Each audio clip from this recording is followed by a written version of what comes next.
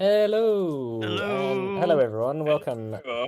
back to the third session of our new campaign. How's everyone doing?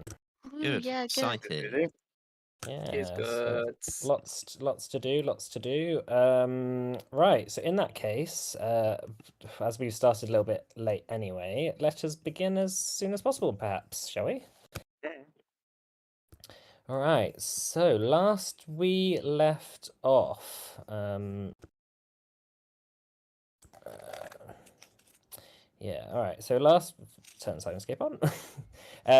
Last we left our heroes, the gang had left Port Edron.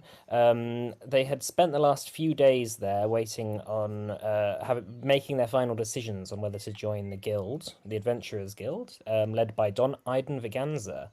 While staying at the inn known as the Taverley, the party sort of just noticed a few things around them. Noticed that the city, there was a sort of tension in the air. Gems and gold was being shipped out of the city at seemingly an increasing rate. As well as one of the mornings, the Sea Lord of Port Edron, the second most powerful man in the city, was found dead on the docks, assassinated. Not knowing who could possibly be responsible, it was determined, well, actually, this is none of our business. Let's see what Don Iden has to give us. Don Iden said to you all that he thought the Sea Lord's death was something to do with the Wood Elves, the Rodrons, who live on this part of the continent of Adana. Who have been locked in a bitter battle and struggle for survival against the High Elves, the Saidan, who 5 years ago came to these shores to effectively wipe out the last remaining strongholds of the Rodrons, after their Padrin, the Emperor of all Adana, had been assassinated. The connection between the Sea Lord and the old Padrin's death was because they both have been killed by some sort of magic which made it unable for them to be revived by any methods. Something to do with the Wood Elves. Don Iden told you to all go to the town of Eilishire, a small little town run by halflings, where if there had been any Wood Elf incursions into the Camnore Woods, they may have gone through there. So getting a boat and a boatman by the name of Tarid, you made your way up the Season River into the jungles. And yeah, so this is where you are at the moment. The jungles around you are massive. The river itself has now expanded as you've gone into the sort of main part of the woods. You notice that the river is probably 200 meters across at this point. It's huge. Like the actual shores of the river themselves, it would be very difficult to swim across it, and it's flowing at a very fast pace. But you'll notice in the trees above you, the birds are singing, the insects are chirping, and what is left of the light, in the sort of clouds above, with the clouds above shining through, shines through the canopy just to sort of like reveal little slithers of light in front of you. So it is the morning of the 37th day of spring. What would you like to do? Set sail. Okay, so Tarid begins to unmoor himself from the little anchor he threw across the side whilst, just to hold the boat in place whilst you were sleeping, and turns on this sort of magical engine once more. He turns to you all and says, "You sleep well then?" Yeah, lovely quarters. Well, yeah, out on the deck. I forgot about all the mosquitoes in these woods. I've been bitten all over. Maybe you I could like find a poultice. mosquitoes. What did you say, Hanera? Maybe you could find a poultice or something for them in Eilishire. Oh, perhaps. It's all right. You don't become a sailor as rugged as me without having been bitten by a few things every now and again. Well, Oh yeah, go ahead. Cascus kind of comes out from the quarters and like starts slapping his face to try and get rid of some of the gnats and mosquitoes and things. These incessant creatures, disgusting. I think they're cool. They just try to survive. Ah, Well, maybe they could try surviving without trying to, eat us. They're not trying to eat you, they're just trying to drink your blood. hey, Is there a Henning, difference? Yes. do you have a potion of some description that would ward these creatures off? Maybe a balm on the surface of the ship. Trust me, if I did, I would be using it right now. Unfortunately, I don't have anything on me right now. Tarid finally gets the engine into order, and the boat begins to chug off down the river against the flow. So you're moving a little bit slower than you otherwise would, but it's peaceful. It's comfortable enough. Looking actually into the jungle itself during the day is looking like in a different world, looking like a different planet really. Animals sort of drinking from the waterside. You also notice the occasional sort of ancient, like half-ruined buildings.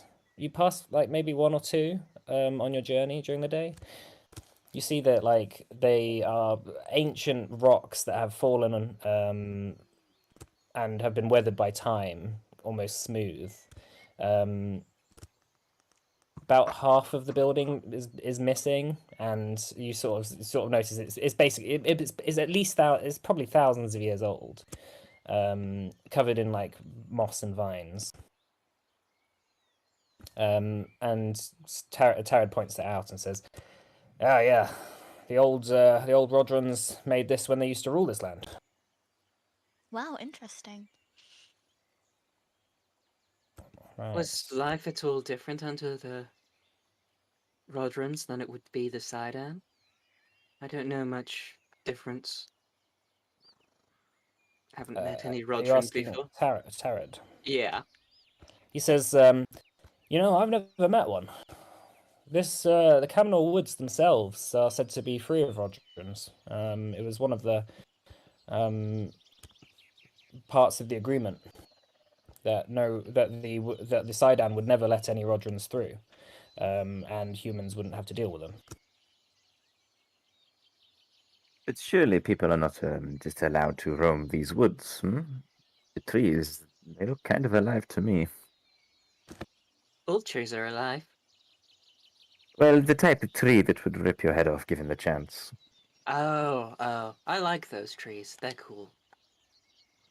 As long as you don't go too far into the jungle, you should be fine. Stay by the boat, and yeah, we'll be all right.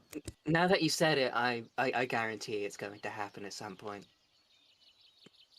Well, it sounds like there's a lot of treasure, probably. I'll speak for yourself. I'm going to stay by the boat myself. I don't think we should be going out looking for treasure when we have a job to do. No, not right now. That would be silly, ridiculous. We have bigger investments to make, but it's always good to have a side hustle. Oh, yes. Right, so the boat chugs along. After a few hours, you begin to notice the river itself taking on a bit of a narrower approach. The jungles around seem to be a bit more managed, almost like humans have been here, have coppiced some of the trees, made it more livable. A lot of the trees you start to see aren't these ancient woods anymore. They're like almost like they seem to be like newer planted trees, and eventually you get to a point where the tree line breaks entirely, and you begin to see rivers, and of course you see rivers, you're on a river. You begin to see fields and hills. As the river banks to the east, and as you see the trees clear, you see on the side of a valley a sleepy town made up of wooden huts and stone houses, built into the sides of that valley. There are 3 paths on 3 heights of the town. One on sort of nearer the dockside, one a bit further up the valley, and then one on the top. Where their paths connect to each other through a loopy road, which goes up, up and over itself constantly, and with a number of small stone steps that sort of link them with shortcuts. And each of the houses that you see on these roads are billowing smoke from quaint chimneys, and you smell the smell of roast meat wafting from the dockside as you approach it. One of the first things you notice about the inhabitants of the town itself is that they're extremely short. There seems to be not a single human amongst them. It almost comes across as like perhaps some sort of toy town. Everything seems a lot smaller than it would be in a human city. All the people you see, from the local blacksmith to children playing by the waterside, are all halflings. They're extremely short. And the town itself, all the doors, the windows are tiny. The small fishing rafts which line the dockside, all small. As you come up to the dockside, you notice by one of the sort of huts that line the wooden quay that boats can moor against. You see a grizzled old halfling with a thick beard, sort of sitting on a rocking chair, breathing breaths of pipe smoke. He sits upon an old wooden rocking chair with a thick wolf's pelt blanket around his knees. A spear balances across his lap as he rocks back and forth, looking you all up and down. Hello there. Oh, just bear with me 2 seconds.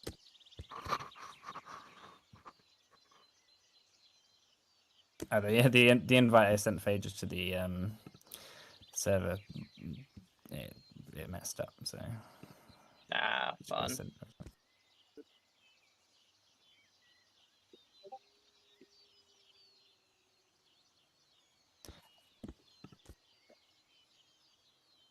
What's that? Sorry. Oh yeah.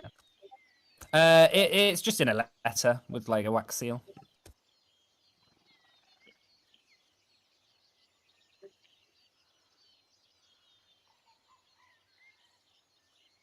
Oh yeah, no. If you break John Iden's wax seal, it'll be very hard to replace that. Hello there, little one. He sort of grunts at you as he looks up. He sort of looks at you, puffs a big pipe of pipe smoke in your face, and he sort of goes.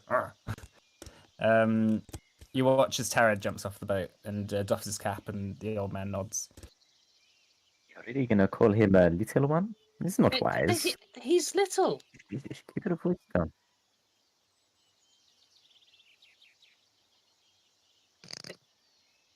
Ah, well, these are not kobolds. That is why. These are stoutlings, gymnos, halflings. They go by many names. Yes. I've never heard that term before. Oh, well, when you're well-traveled as I am, you've seen creatures of all shapes and sizes. Hmm? Have you met anyone that actually likes you? Yes, of course. Ugo, do you like me?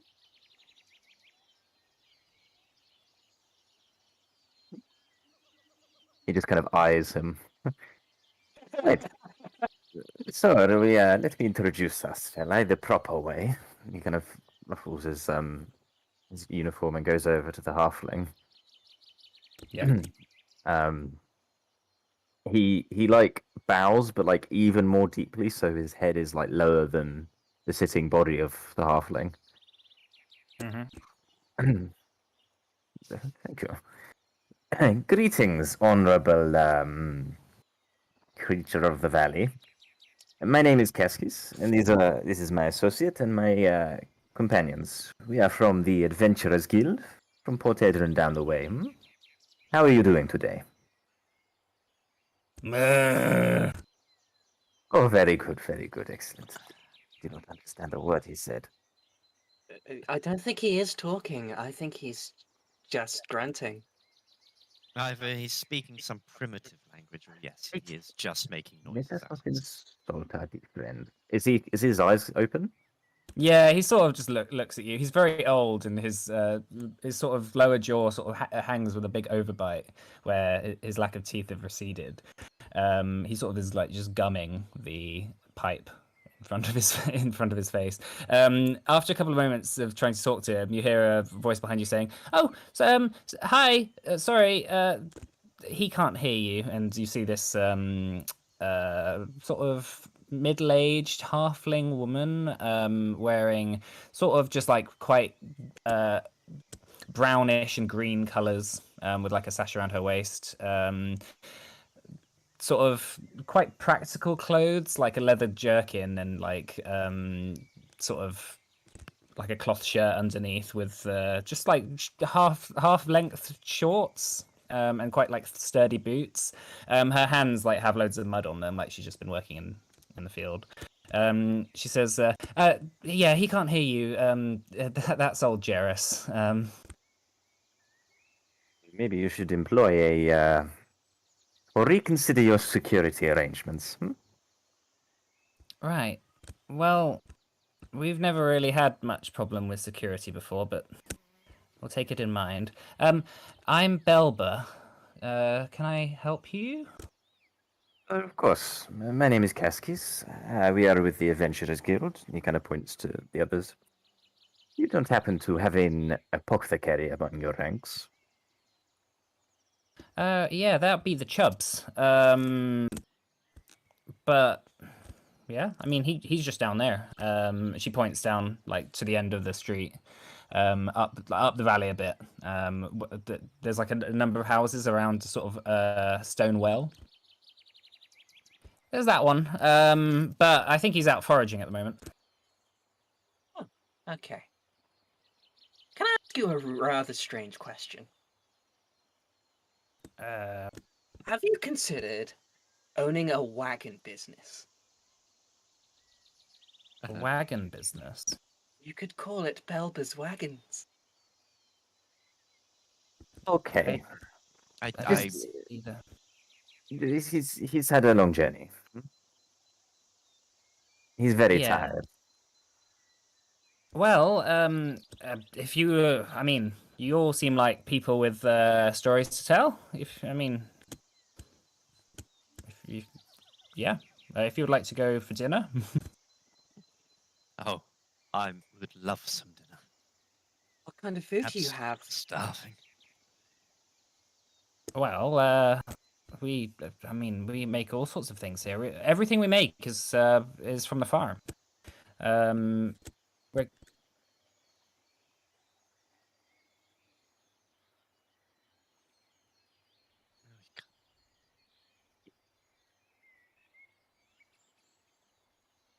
Oh, big food, definitely, plentiful.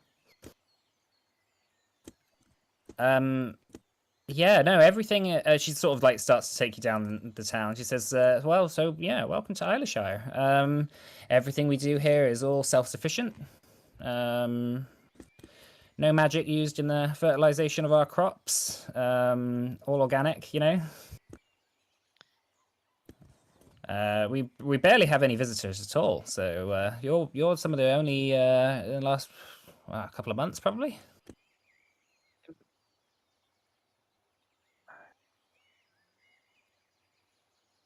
Well, you can never be too sure, can you? Say, your river. It surprises me. It is a long river. You would assume there would be lots of trade and things coming through. Why is it quiet? What's that?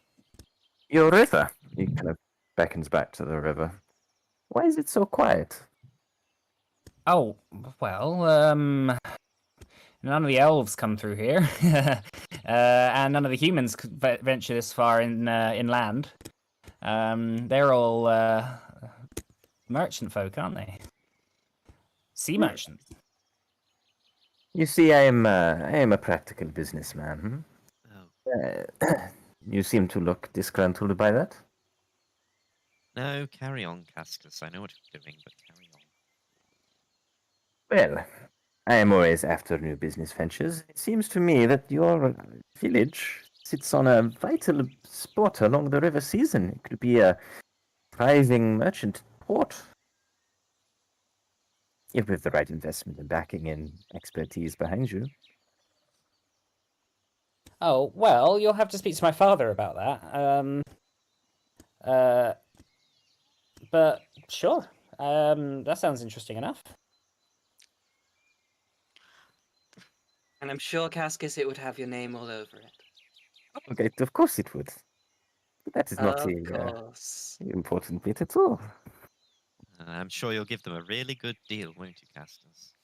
Oh, only the greatest. Of course. Well, I mean, I could take you to see my father. He's the mayor. Oh, That would be delightful. Maybe set us up after during a dinner or something. what Uh, is a mayor? Our mayor is our elected town official. We all come together. The elders have a debate, and then we select one from amongst ourselves. How long has your father been mayor? Probably about 4 years, I guess. I think it was old what's his name? Old Jarrus. It was him before. But when he had his fall, he wasn't the same since. Oh, well, that's a shame. Is there any way to communicate with this lovely character? He. Well, if you can find one. But he likes to sit out here. He likes to watch the wildlife. The sun is good for his bones. Sun is good for his bones. Yeah, I Okay. mean, he's Does he take his- 112. Does he take his bones out? Does he? No, I don't know what. She sort of looks at you, at the rest of you.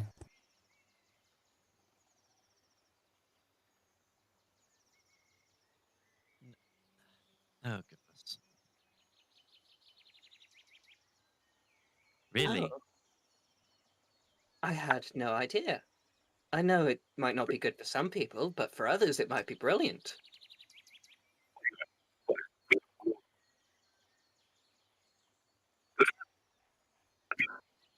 Oh, I'm that sounds sure- wonderful. Science sure we'll get- experiment. I'm sure we'll get ample opportunity for you to show us that, Hugo, at some point. Well, I'd recommend then. Oh, Phaedra, sorry, your microphone is echoing loads. Yeah, Can you put yourself on push to talk if possible? one sec. I just haven't used this in fucking ages. Yeah, that's fine. That's fine. Ah, Oh, that's muted. what happened? Ah, Mike just murdered them. I didn't mute Phaedra. Oh, no. Murdered, not muted. Oh, murdered. Oh, we're not savages. Murdered, not muted. Never do such a thing. Just bear with me 2 seconds. I'll run and help Phaedra with the microphone, and then we'll get back to it. Okay. All right, Right. 2 seconds. Guess we just roleplay amongst ourselves. Now that Mike's gone, let's just all talk shit behind his back. No.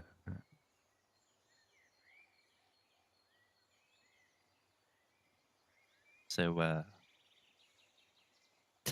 I can't believe Manchester United. They always just run it in.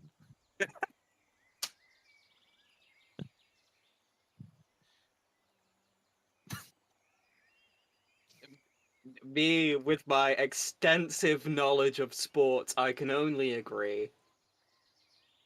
Ah, don't you make fun of my beloved West Ham.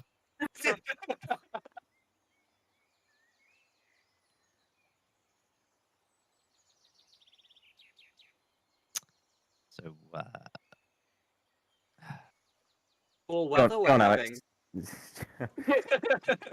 uh, Go on, Alex. Karras, come on. Stand up. Stand up routine. so you Give us your best joke. Right, I'm back. oh. Hello. Oh, saved there. What was that? No, I don't want to hear it. Right, okay, so where were we? Oh yeah, Whale you had walking. arrived on the docks, and some sort of middle-aged halfling woman had arrived, who was Belba. She says that her father is the town mayor, but she says, "How about I'll speak to my father. You go stay at the inn." Just it's actually by the Apothecary. It's called the Jolly Frog. And, Oh, The Jolly Frog. that sounds like a pub with an interesting story. It's run by the Merrymeads. They're a friendly family. You'll be well looked after. Yeah. Sort of awkwardly backs off and goes to a big house on the top of the hill. well, hold her. Oh, she's gone. I do hope the mayor is coming to dinner. It would be most pleasurable to make his acquaintance more properly. I'm sure it would. And I'm sure you Sure have would. zero ulterior motives. Hey, I'm just as I say, I'm a simple businessman, just trying to make my own way. You know, I've never met a halfling before. Neither have I. It No, is strange that they are just. I've met small people, but never a halfling. I've known lots of small people. Sometimes they seem a little less mature than the others. I'm not sure why. Oh, that's a child. You probably talking about. Oh! Oh, a child. These aren't children. Please don't call them children. Taryn says to you all, "Well, like agreed, I'll wait for you. But if it gets ridiculous, I'm gonna go. So, Okay. but how long do you think you're gonna be? 10 years. Well, I'm not staying for 10 years. It's a joke. Well, we'll be a night at least because it's getting to evening now, right? All right, I'll stay for 3 days maximum. If I don't hear from you, then Okay. then I'm gonna go. Okay. Okay. You have a deal, sir. All right. And he goes back. He gets back on the boat and goes under deck, probably to get some sleep after having slept on the deck the night before. Right, 3 days to do what we have to do here and leave, otherwise we're going to be stranded. Yes. Well, we We could. better be productive then. There's a few things we should do. Maybe one of you go and find a place for us to stay, perhaps at the inn. Although I worry the accommodation might not be. Looks at Ugo, befitting our stature. Hugo, you might have to sleep in a stable. I don't know how you feel about that.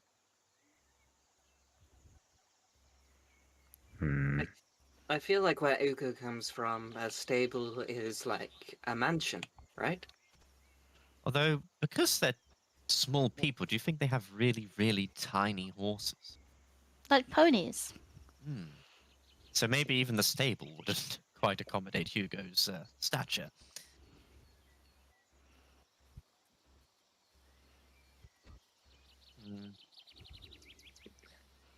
Well, you're a darn sight bigger than these people. There are a lot of them around, Mike.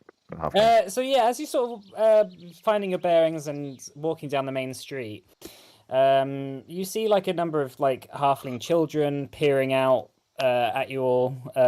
You hear whispers under their breath saying, "Oh, it's giants! Oh, it's giants!" You also see a number of like weavers and people working in the fields. People just out the front of their little hobbit holes, sort of gardening. None of them really seem that like much like they are really wanting to talk to you. Quite a lot of them are quite wary about you. Some of them go like gather their kids and just like put them inside as you approach. I mean, you are like a group of foreigners basically with weapons, so you never know. Like you've got all your weapons and stuff with you.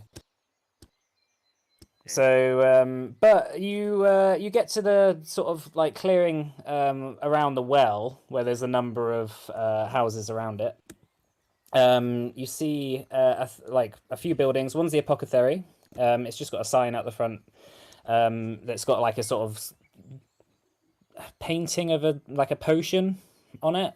It doesn't seem to be anyone in there. And then next to it is a larger building built sort of like quite far into the hill itself, with only the facade showing rather than like even like a hint of a roof. Which is like has a sign out the front that says the Jolly Frog, and it has like a almost childlike drawing of like a bullfrog on the front, wearing a jester's cap, and then it says the Jolly Frog General Store and Inn. A general store and an inn. Yes. It's a funny thing, that. Right, shall we try the Apothecary? Yes, I think we should. I'd love Maybe, to see what they've got. maybe some of us should stand back. The idea of 6 large creatures such as ourselves going forward to this The small Apothecary is closed at the moment, but Belba said that he was out foraging, if you remember. Oh yeah. So he might be back later. But the inn seems open. The front door is sort of half ajar, and you hear noises coming from inside. It sounds like people like hitting sticks together or something. Like it's like a clanging sound. Let's go in here. Let's see what's going on.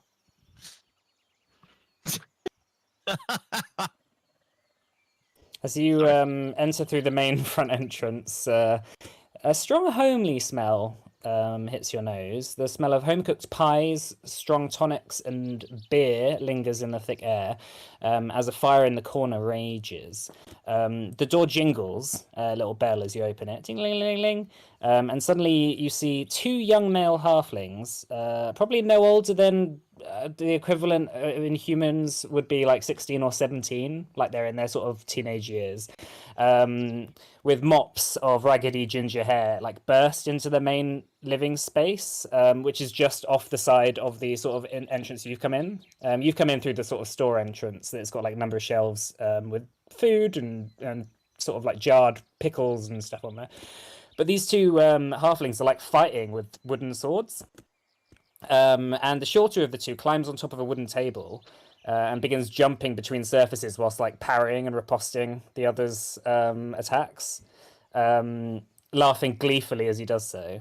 And as he jumps from one table to the next, like his foot gets caught underneath him and he sort of just falls off the table and like rolls all the way across the sort of living room and sort of like ends up just below Ugo, having entered.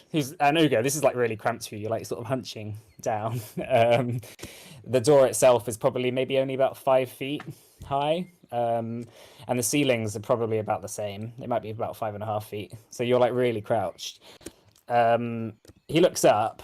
This is the shorter one of the 2, and he says, "Shop's closed." The taller of the 2, slightly older looking, holds up his wooden sword and says, "Who goes there? I will not hesitate to defend our home from the Reavers." We're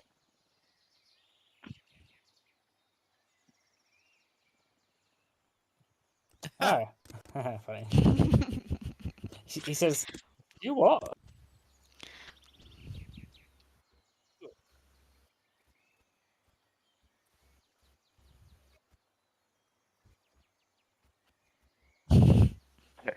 Yeah, Good lord. we'll go. Please take a step back, if you can. we-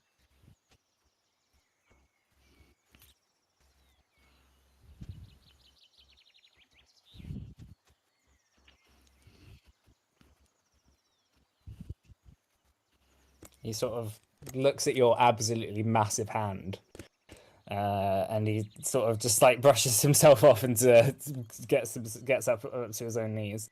He says, "Can I have my sword back?" And seeing that the sword has like slipped past you all, I hand it to him. Hold on, hold on, hold on. No, Cascus. You Let them have their just- wooden back. No, hold on. Hello there. Firstly, it is a pleasure to meet you. Is this door open?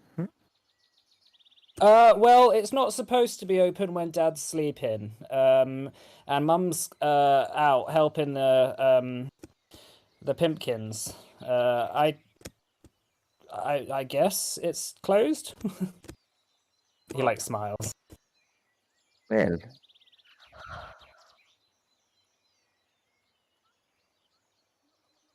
Food? Yes. So it turns to his brother and says, "Do you have any spare food?" And he's like, maybe Mum can make some. He says, the younger one says, "Well, should we wake up Dad?" And the other one's like, "No, he told us not to wake him under any circumstances." And they turn back to you and they're like, "I'm not sure I can help you. Sorry." Very strange way to run an establishment. Well, you know, we don't really run it. It's our parents, and our sister when she's here. But well, sisters. But I don't know where she's gone. well, why don't you take this sword, and while you're at it, and Cascus says, has like coins in his hand. Maybe you could reconsider. Reconsider. Ooh. How many coins? 2 silver. They're young. Oh yeah, he definitely takes that. All right. Well, yeah. You can come in. It's open. I feel like inflation hasn't hit this place. Maybe I just gave him a platinum. He says, "What can we do you for then?" The older one goes, "Adelard, be careful.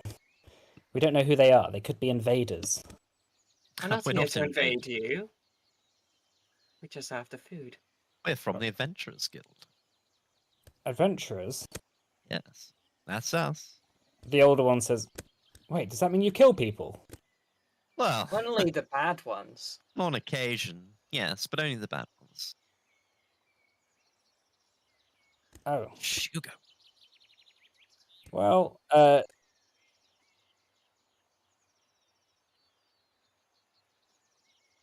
You know, You he hear- makes a very good point. you hear the door behind you sort of begin to open, and an older halfling woman, maybe like again middle-aged, with a similar large mop of ginger curls comes through, carrying a few like pies and cheeses and stuff. The two boys say, "Mom, Mom, Mom! Look at all these people!" And she's like pushing past you. She say, "Oh, hello." Right, just let me get through for a sec, and then we'll talk about what you want. And she like sort of pushes through.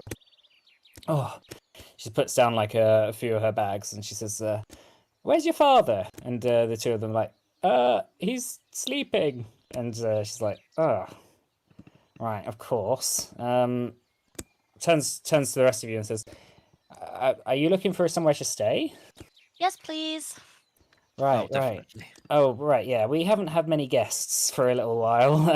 Let me just get the room sorted.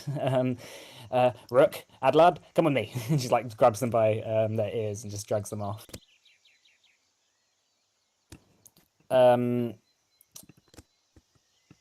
After waiting there, you hear like sort of in the distance upstairs, like this her sort of berating the two kids as well as berating the father. She's like, "You always sleep in these days. Get up. There's people out downstairs." He's like, "Oh, all right." As you're waiting around in the sort of lobby, door opens behind you, and again you see a younger halfling come through. Phaedra, do you want to describe Yarrow? Oh, are you there, Phaedra? It's caps lock for Yes, yes. Sorry, I was just loading up my thingy. Yeah, that's cool. So yeah, do you want to describe Yarrow for everyone? Yes, that's what I was loading up. So she's kind of maybe tall for a halfling, which means that she's not very tall. But she's a bit taller than the rest of her family. She's ginger curls, quite wild and unruly, falling around her face. It's quite adorned, like she's quite decorated with like little wooden beads, some ribbons in gold and green, a tawny owl feather. She's got a heart-shaped face and a cheeky grin, with one of her canines kind of cracked, which gives her a bit of a kind of gappy tooth on one side. And I mean, the most notable thing is that she's wearing all kind of greens and browns and has kind of like a fox head on her head, which with like the arms kind of tied underneath like a pelt, which it's endearing but maybe also a bit peculiar looking. And she's got a scythe on her back, like attached to her. That's all. Your mother comes down and she says, "Oh, Yarrow, finally, thank God. Where were you?" Oh, out and about. Where were you? I was helping the Pimpkins. We said we were going to go and help them milk all their sheep. Oh, I don't remember saying any of that. I think you got my sister. Right. Well, we'll speak about that later. Do you want to help me out with the? Actually, no. You know what? You entertain them. I've. How many rooms are you all wanting? Probably one each. One each. They are a little small. Sort of smiles.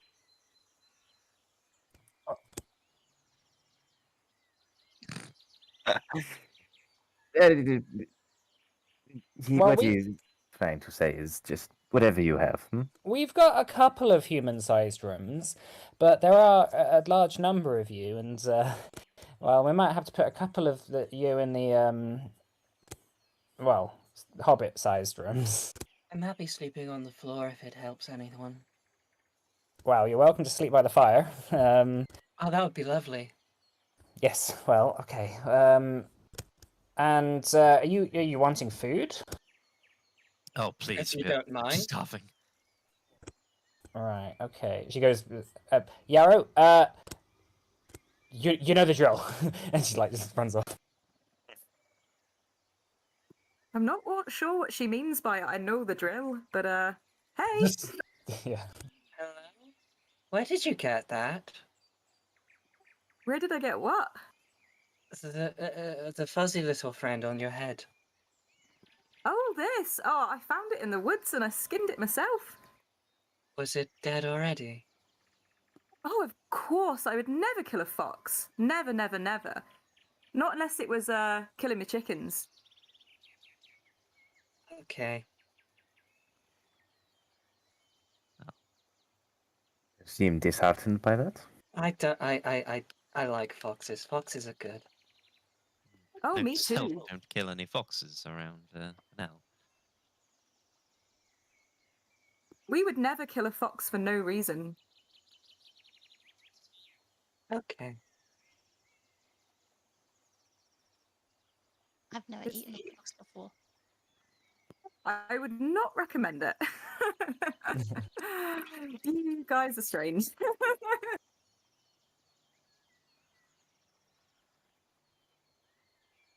Wolf is quite nice, actually. You eat wolf?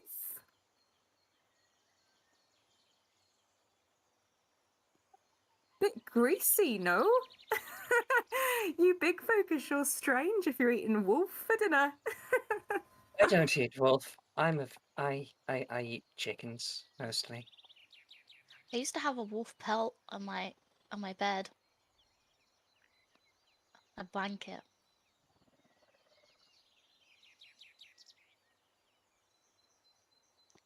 Suit yourself. So, Yarrow, you are here to entertain us. Are you a bard, a minstrel? You write stories, poems, dance? I not really, no. I mean, I'll join in if there's a dance, or I'll sing along if I have to, or if it takes me. But I'm certainly not a bard. No. I don't really know what my mum was expecting. Oh, this certainly is going to be a very long evening. She comes. The rest of the family come down. You notice that the first person to come through is the father. He's sort of like a bit gruff looking. He's a little bit sleepy.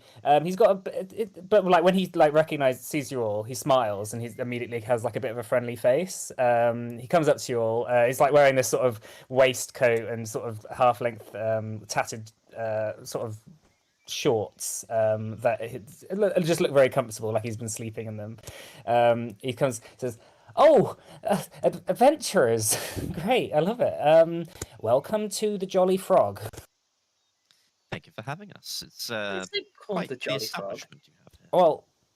Well, we've had it. It's been a name in the family for a long time, all the way from Oldshire. But we decided to move the business when we all came over here. I'm Jonold. Jonold Merrymead. This is my wife, Gerda. You've met Yarrow, and these are my boys, Rook and Adelard. My other daughter, she's actually out seeing a friend at the moment. But you're all welcome in my home. And eat our food and all that. I wouldn't eat your food. I would eat the food you give me. I think that's what he meant. Oh, okay. Well, this is a place of plenty. We've never had to want for nothing here. So sharing is what we love, and sharing tales of our adventures and where we've been, and yeah, I hope the light of Eilishire is, you're open to having some new experiences. Oh, I'm sure we will, and get well acquainted with your lovely little town. Rook says, "So how many people have you killed?" And Gerda's like, "Rook, you can't say that to people." Me personally, I mean, I've lost count, but you've probably killed quite a few.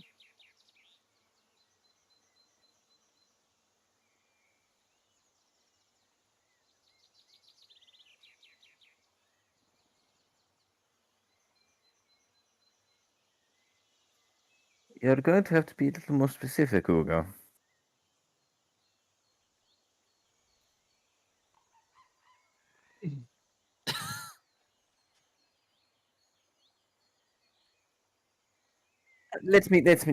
Ugo, okay. Let us just leave it like this. We have, in our line of business, we come across many unsavory gentlemen and ladies and others. And let us just say that we do what we have to protect ourselves. If that involves a little bit of force, then so be it. But I do not think we should go into the specifics.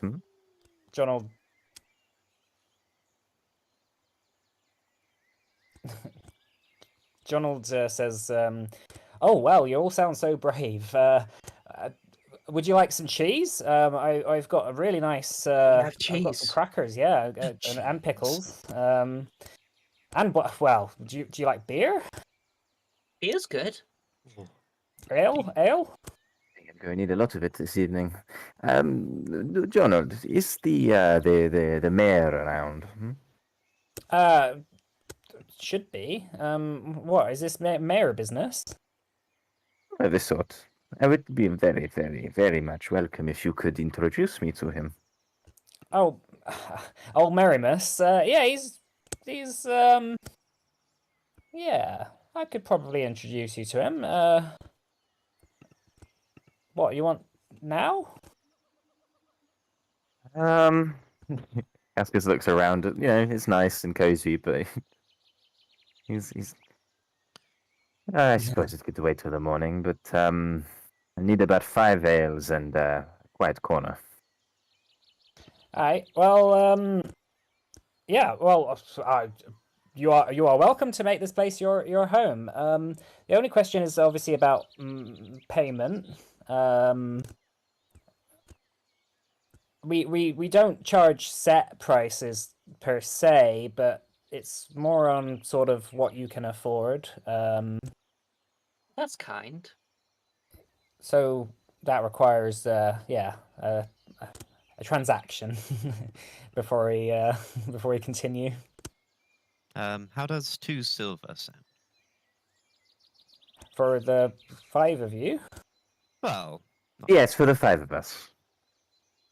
he sort of like looks you up and down and says, that's yeah, fine." He takes it and you see Gerda go off in the back behind, like with him, and you hear her say like, "You could have got way more out of them."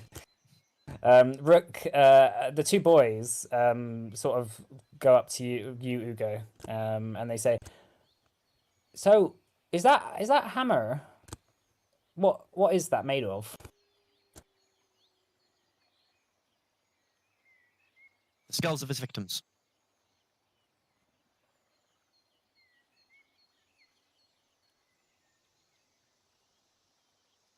Oh, no. "Oh, what's that?" Oh my Uh, god. One of them turns to the other and says, "Bronze? I've got a fire poker made of bronze." Aye, aye, aye. It goes over to the fire and waves it.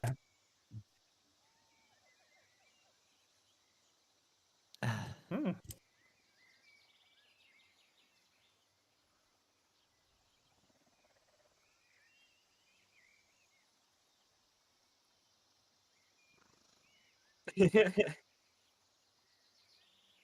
Yeah.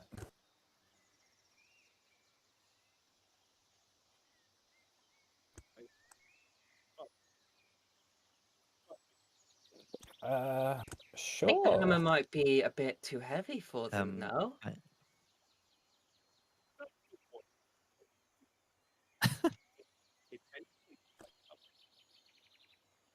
Yarrow, what are you doing at seeing your brothers just like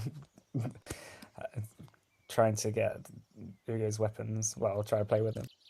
Like he tries to lift up the warhammer, and it just doesn't even get an inch off the ground. I think you're a few years off being able to lift that. Well, I'll be twice as big as him when I grow up. I don't know about that.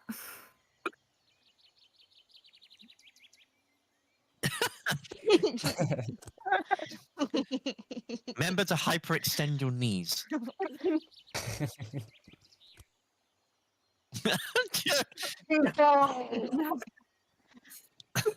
The 2 boys try and like pick the hammer up together. They're like one says, "All right, you go around that side, and I'll go around this side," and then they try and pick it up. No. The top's way too heavy. It's like they both try and lift the head of it, and they manage to get it a couple of inches, but it's like really straining. You boys are gonna hurt yourselves, and then I'm gonna have to do some healing, so stop it. You do healing. Well, you know, a little bit of healing, yeah, sure. What kind of healing? Do you do plant medicines, or are you more of the magical variety? Oh, a bit of both, to be sure. They're very connected, you know. I get all of my power from my environment.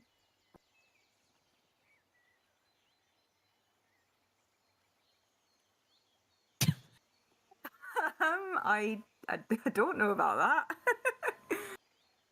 Oh God, Hugo. I'm regretting this more and more and more. I don't see what you're complaining about, Caskets. It's a lovely place here. Yes, lovely. Are you more used to higher living or something? It is lovely. We can talk about it later. Away from our very generous and deserving hosts. I'm sure she'd love to hear it. He begins Yarrow to raises an eyebrow. yeah. The 2 boys sort of begin to drag the warhammer slightly off to the side, and says, one of them says, "I wonder if I put it in the fire, it'll start to melt." Probably. Let's do an experiment. Right. The the two parents come down, Jonald and Gerda, saying, "Well, yeah, everything is ready for you, your rooms and stuff. But we're probably not going to have time to see the mayor until tomorrow." Yeah, that is fine. Thank you very much for your time. Cool. On the room arrangement, one room each? Yes. Although there are 3 rooms which are a little small. I'd recommend that you just curl up in the beds there. It'll still be more comfortable than sleeping outside, I'm sure. If it helps, I can just sleep by the fire. Would that impact anything? I'll need a room to change now and then, but No, yeah, you are guests there. This is Jonald says this is an inn sort of name only. We just like having company. company's always good. It's a bit cloudy outside, although it's quite warm. You could easily sort of sit outside and just it's maybe about 25 degrees. It's a nice sort of summer's day. Well, it's it's a nice day for the time of year.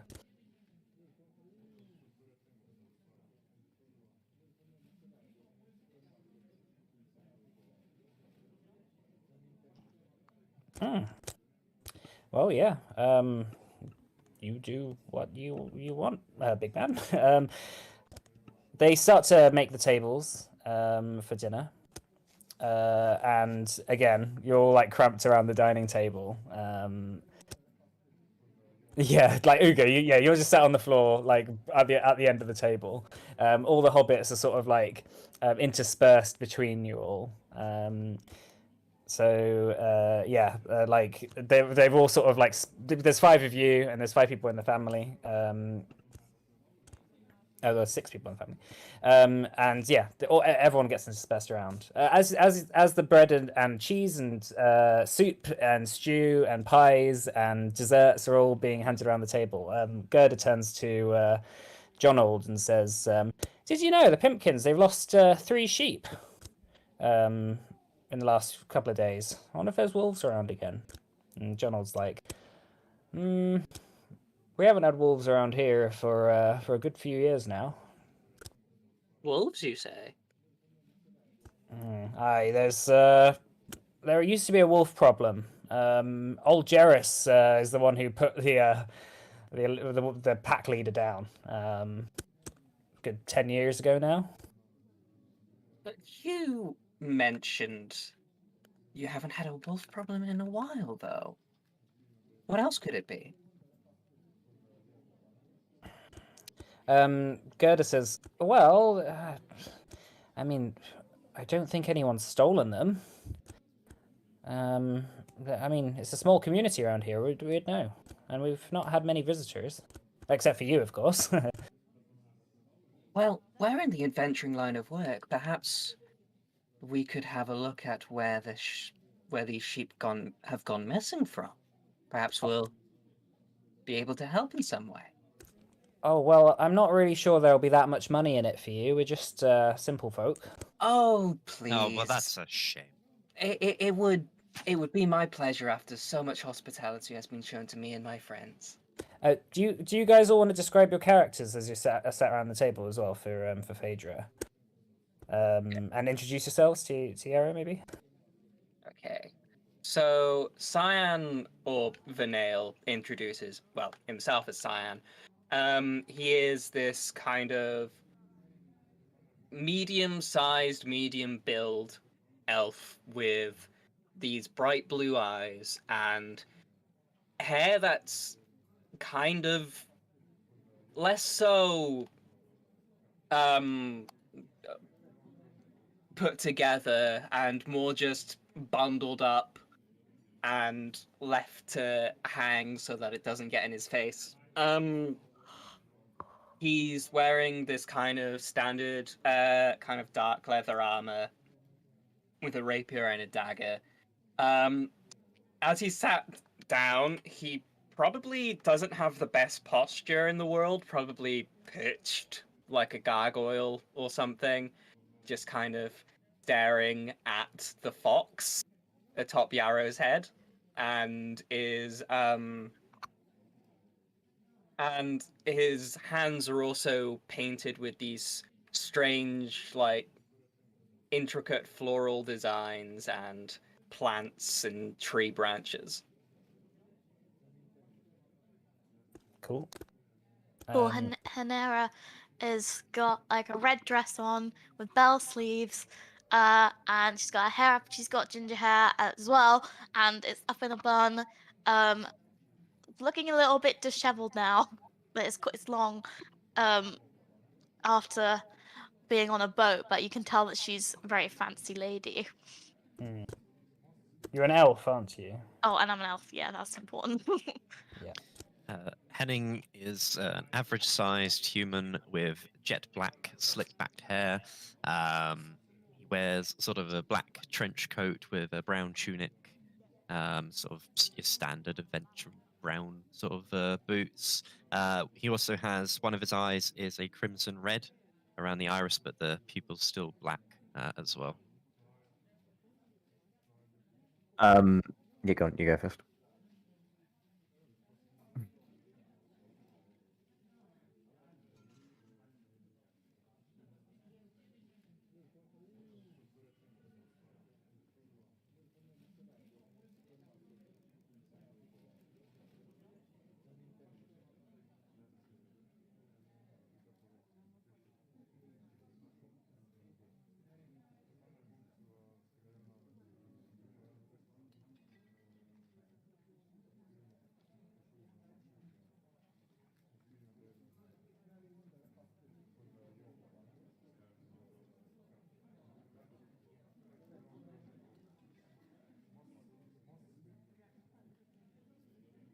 And gleaming at Vinail with a look of disdain, dislike after suggesting that we do this for free, is Castus.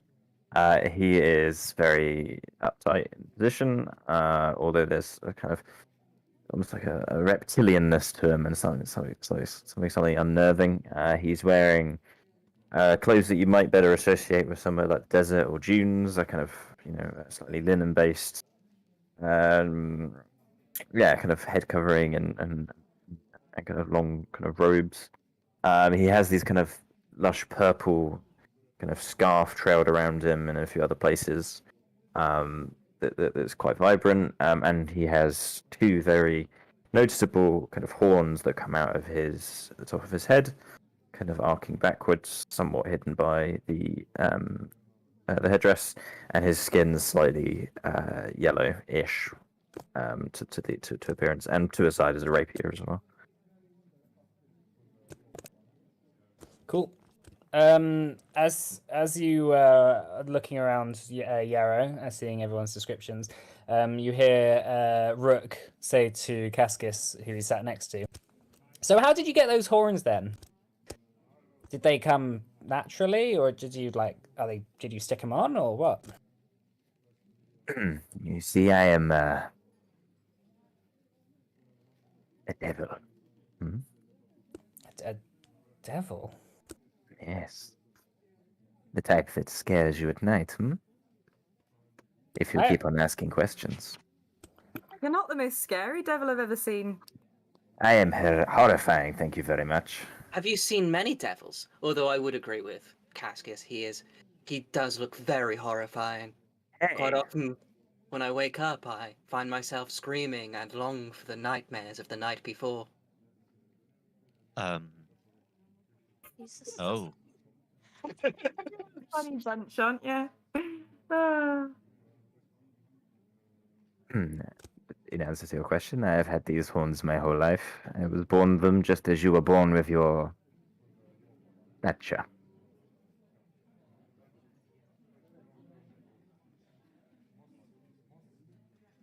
I've not always been this tall.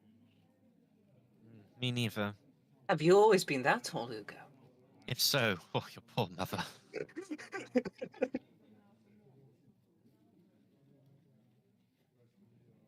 Yarrow, you see across the table your younger brother Adelard looking at you like with a cheeky grin, like he's about to do something.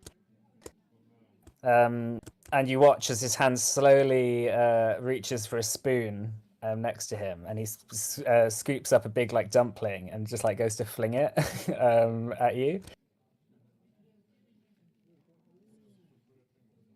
You see him do this. What do you do anything?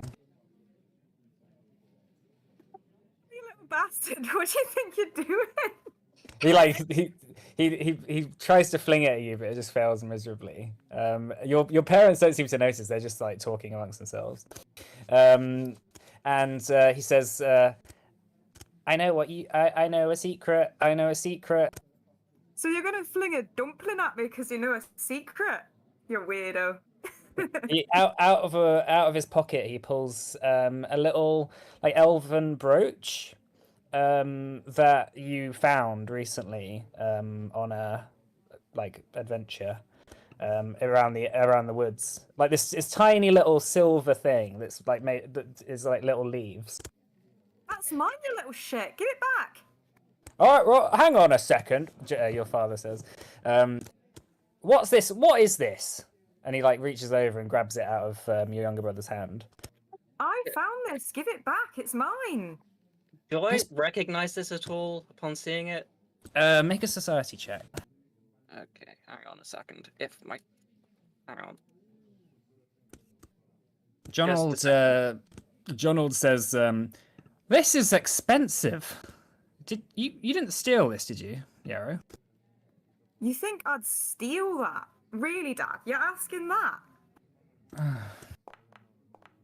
Stealing's Well- not bad, always. John Old just like stares at you and just like shakes his head. This is well, I don't know. Is it Elven, right? It must be. Fidel, your society check, you don't really recognize it particularly. It's like a sort of elven nature-looking brooch. It's made up of like almost like a Celtic cross with like tiny little leaves interweaved amongst it. John Old says to you, Yarrow, he says, "Where did you find this? Is it?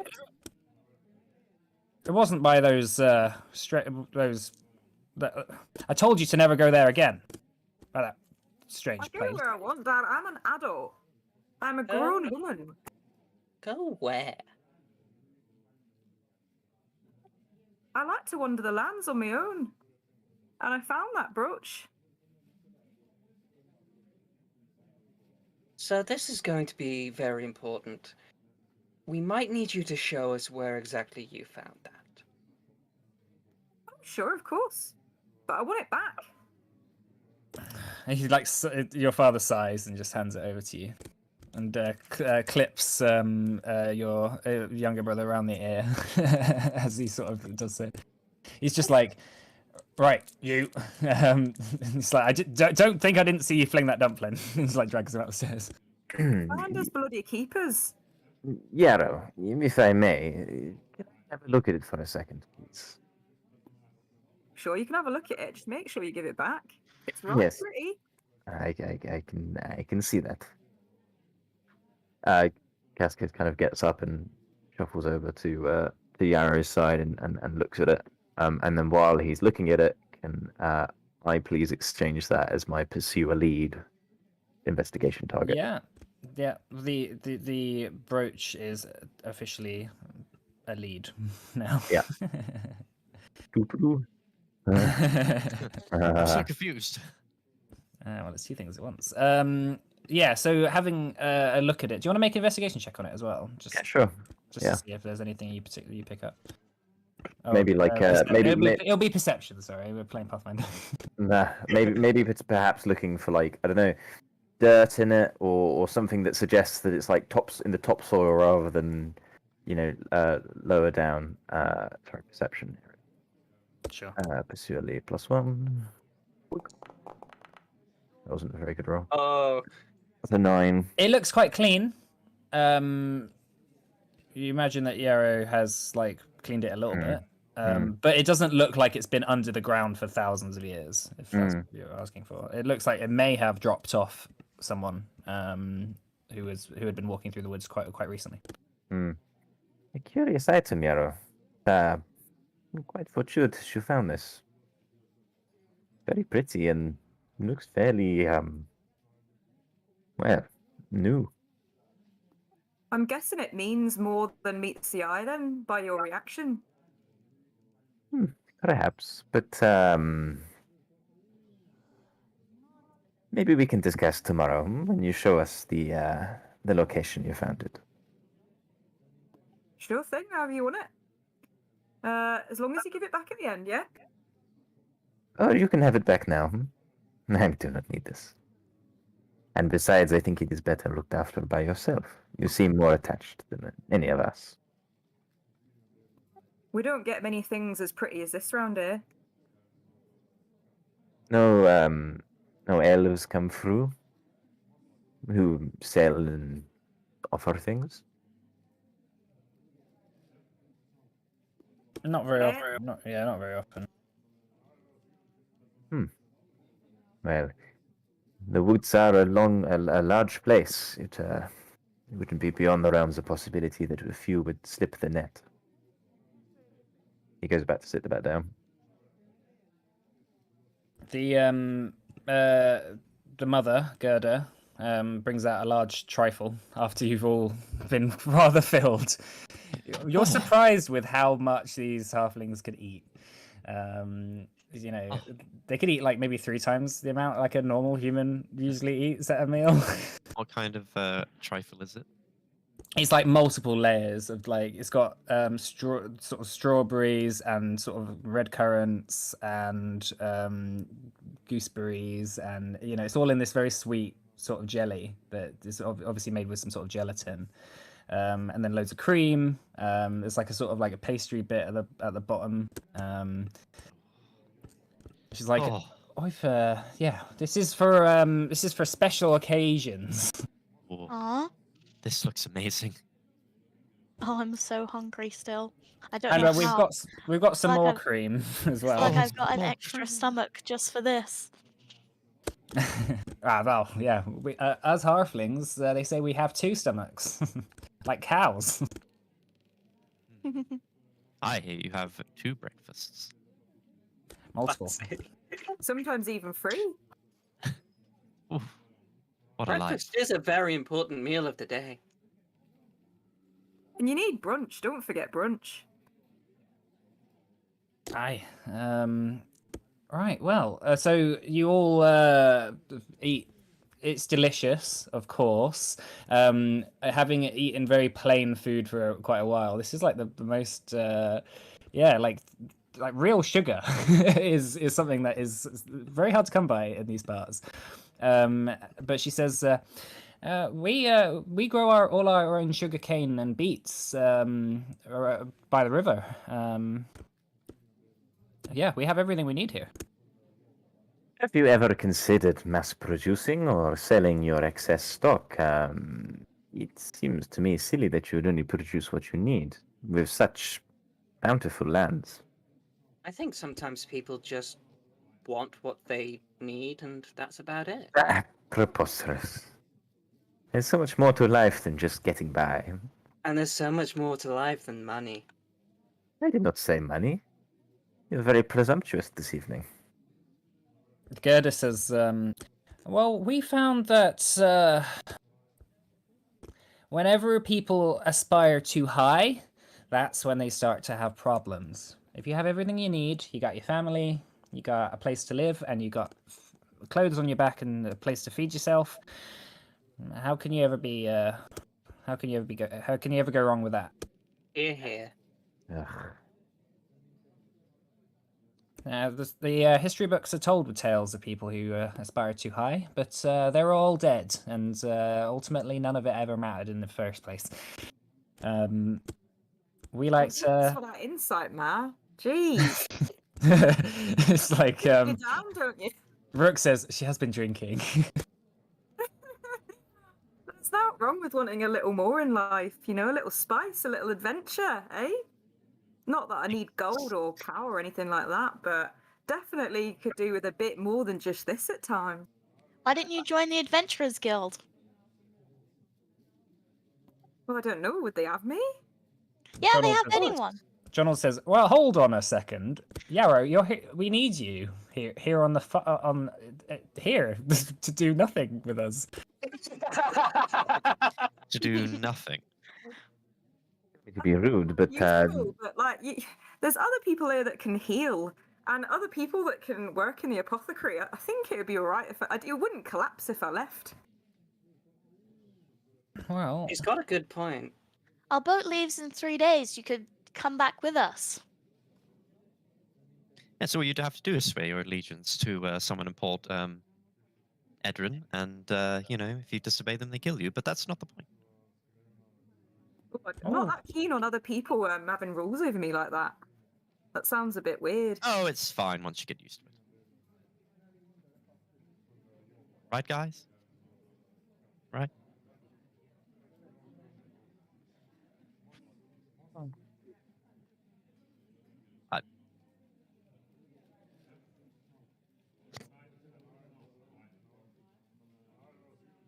My food's done. I'll be right back. Ugo, please, you are doing us a disservice.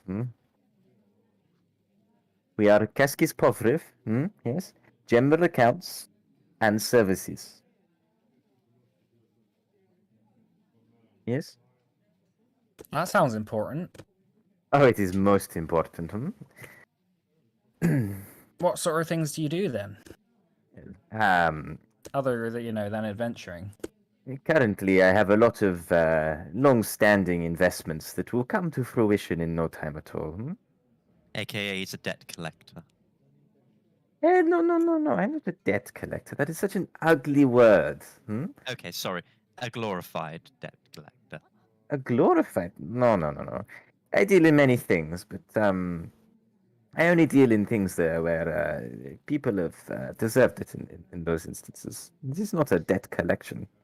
It is It definitely sounds like debt collection. think of it as justice. Debt collection. Whatever. But we also offer a number of services, investigations, accountancy, the odd.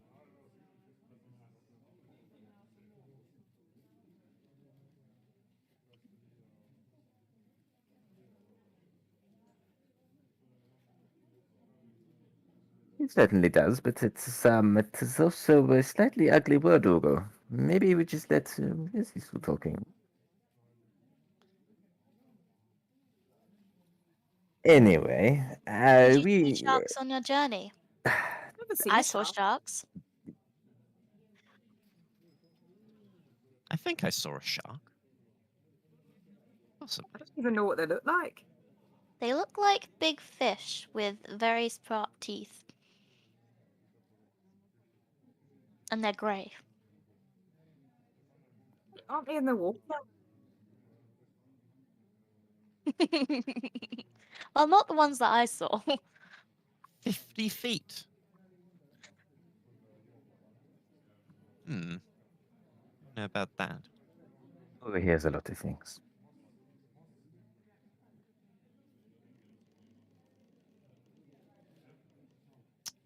Who says that? No smoke without fire.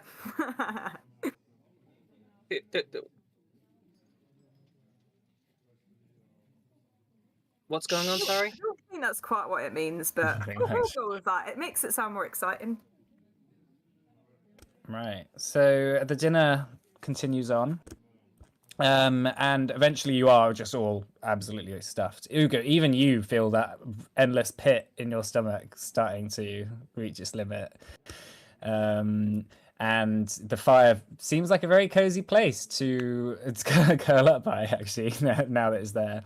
But as you are shown to your rooms, they are small, they are quite cramped, but the beds aren't actually they're not really hobbit-sized beds.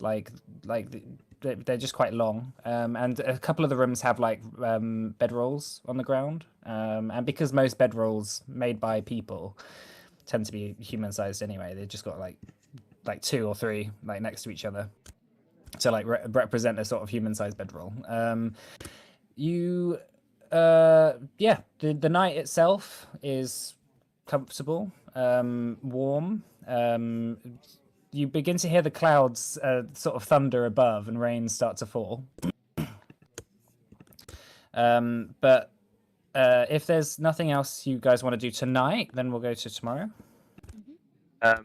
Yeah, I mean, just one thing. Cascus, noticing he's going to be sleeping on the floor in bedroll, leaves the inn and hires the house of an underturning hobbit for the evening, using as much money as it would require.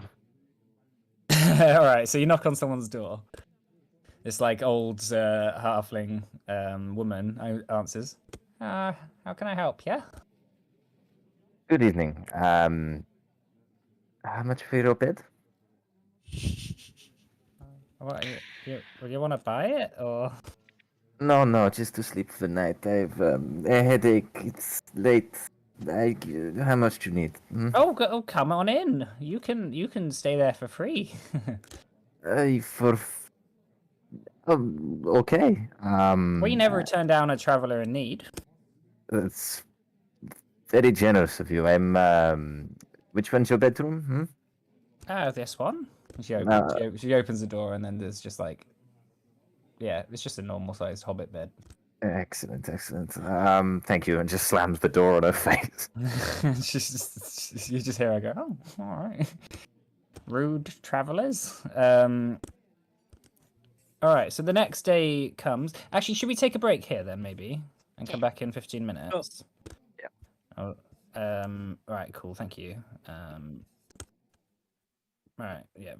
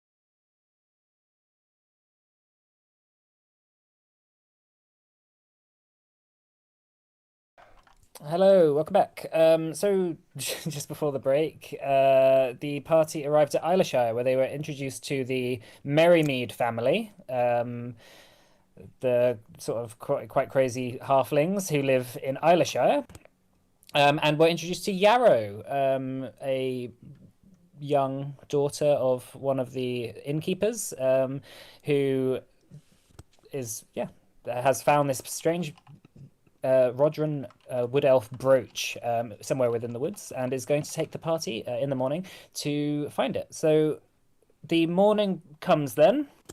You all had a nice night's sleep, very comfortable, warmed by the fires that burn, and with food in your belly. You slept very well. Next morning, feeling a bit groggy. You meet up. And you notice that the Jonald is packing like a small little pony with like a whole bunch of like equipment. And he turns to you, Yarrow, and he says, "Right, you've got at least 3 days worth of supplies just in case you get lost. I've put some sort of like healing things in there for you, and there's also a little bit of food for Jimmy here. Be safe. You know, the woods are dangerous." Oh, it's gonna be fine. I'm not even going that far. And she leans forward and gives him a little kiss on the cheek. He turns and says to the rest of you, "Right, I know I don't have to say this, but you're messing around."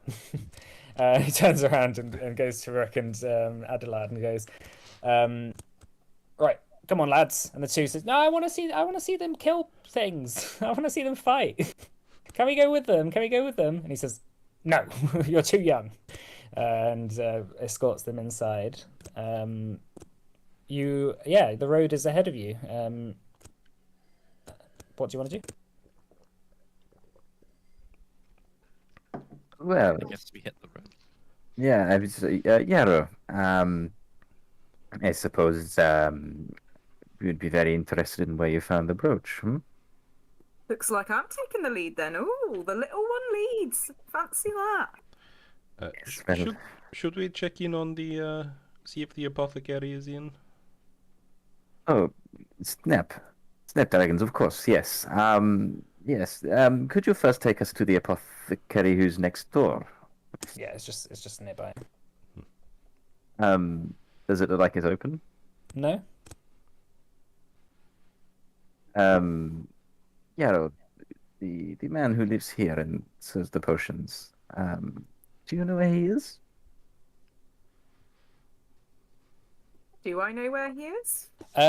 You saw him yesterday, but he went out foraging for supplies. But it doesn't seem to be in now, and it's the morning.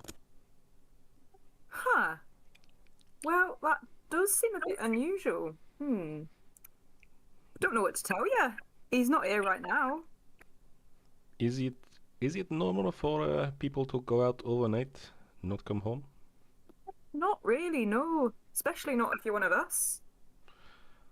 Does anybody have any proclivities of seeing in the dark? No. Yeah. I think I might. Which one of Depends you on mind? how dark. You look through his window. I take a peek through the window. Make a perception check for me. Okay. There we go. That's the die. 20. So having a look, it seems that the house is empty. There's like a little house attached to obviously the front shop bit. Looking through the actual house window, most of the blinds are closed. You're sort of just peeking through like a little slither. It seems like none of the candles there's no candles lit. There's no light coming from inside. There doesn't seem to be anyone in there. I just kind of look to Cascus and shrug.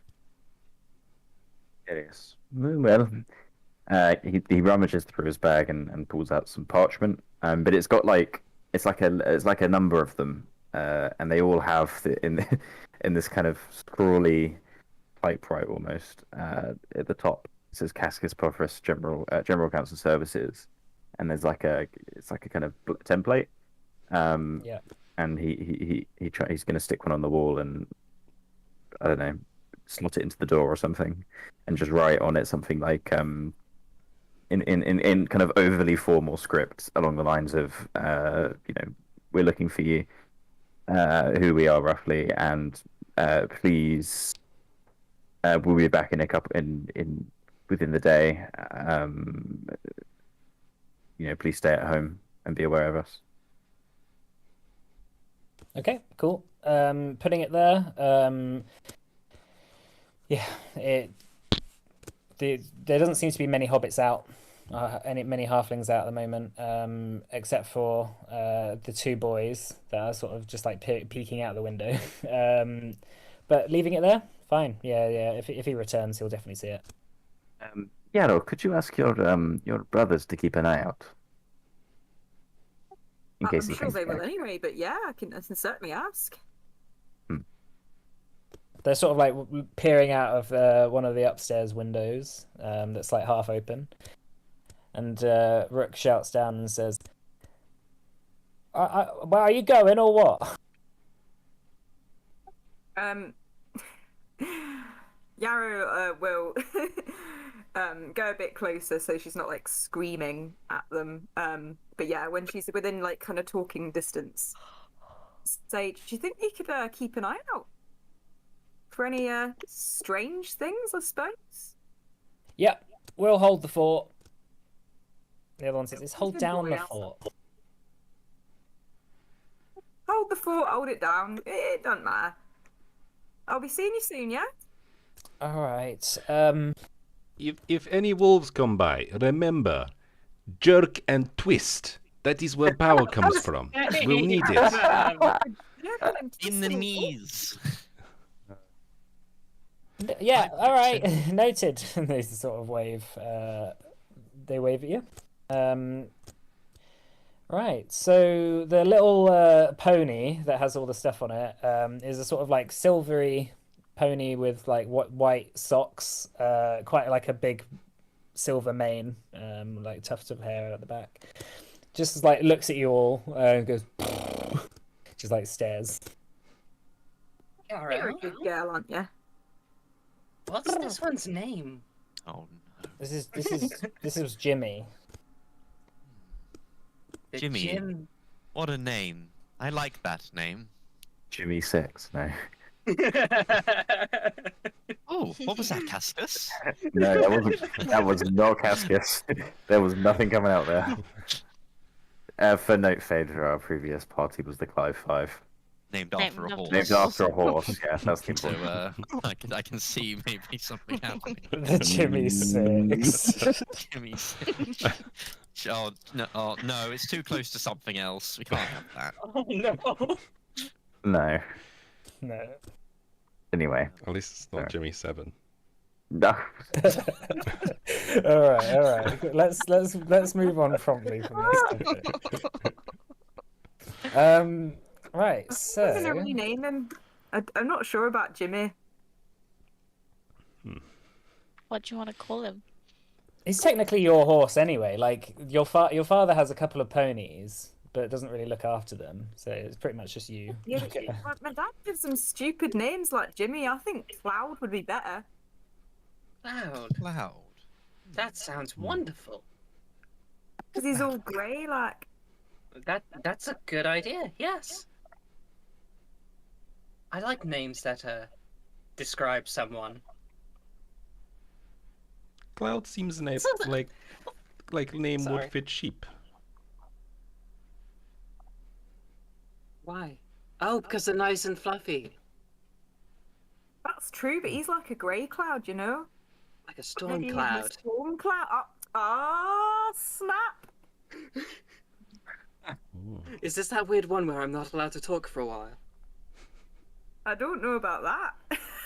Yes, preferably for I think 24 hours is the deal. Oh, you love it when I talk. The less the better. Oh, Yarrow. Speaking of names, I've noticed that, there's there's Jonald and there's your brothers. Your name, if you don't mind me asking, your name's a bit different. Well, you see, with us hobbits, sometimes we go with old traditional names, and sometimes we use nature names. Like my brother Rook. A rook's a bird. I don't know if you knew that. And my name's Yarrow, which is a plant. It's a medicine plant, in fact. Oh, it's like my mum saw the future when she named me. Oh. I like cyan because my eyes are blue. Ah, is that what cyan means? I just thought that was your name. It's a name I prefer. My other name isn't as good. I don't know the fancy names of colours. Blue is blue to me. I'm named after my great great great auntie. Oh. Now that's the sort of thing a hobbit really would do, is name yourself after an auntie or a grandma or a cousin twice removed. Specifically those categories, no other categories. I'm sure there's lots of categories. I was just naming some examples. Right. So you're walking and talking at the moment. After a little bit of a walk down the riverside, heading towards the east, Yarrow takes you a few miles down. There's a sort of like a bit where the river sort of is quite rocky, and there's a few fords. Yarrow, you know that you have to actually cross the river. Although it's fairly easy to cross the river from certain points. But yeah, here you've come across the ford. The jungle itself is actually on the other side of the bank. So that's when it starts to get really thick again. And that's where you remember the ruins that you found the thing at. So this is what you see. Ooh. Is there any sound? Am I being... Oh no, I haven't done so. Sorry, hang on. Ooh,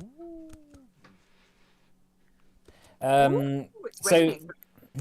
So as you've been walking, the clouds have started to gather. The storm has grown a bit louder, and now there is a spattering of rain as you see the water is rushing a little bit. The ford itself is over here.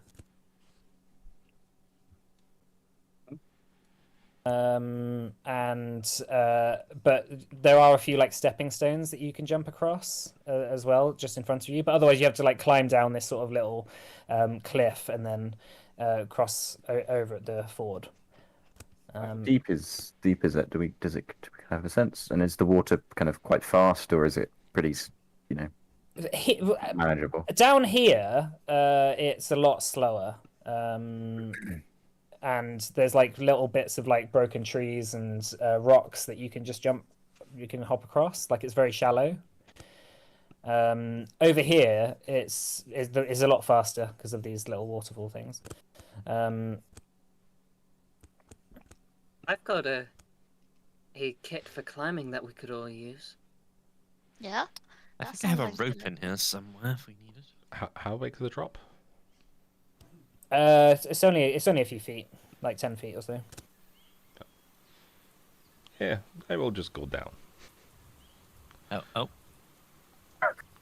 Jumps off. So, Yeah. all right. So you just jump down. Yeah, just got to lower myself. Yeah, just, you hands lower on you the lower edge, just- yourself. Cool. Yeah, as you get next to the brush, you're sort of like you brush against it. It wobbles a little bit. You see over in the distance. Can you make a perception check for me? You see something like you see one of those logs that you saw earlier floating down the river.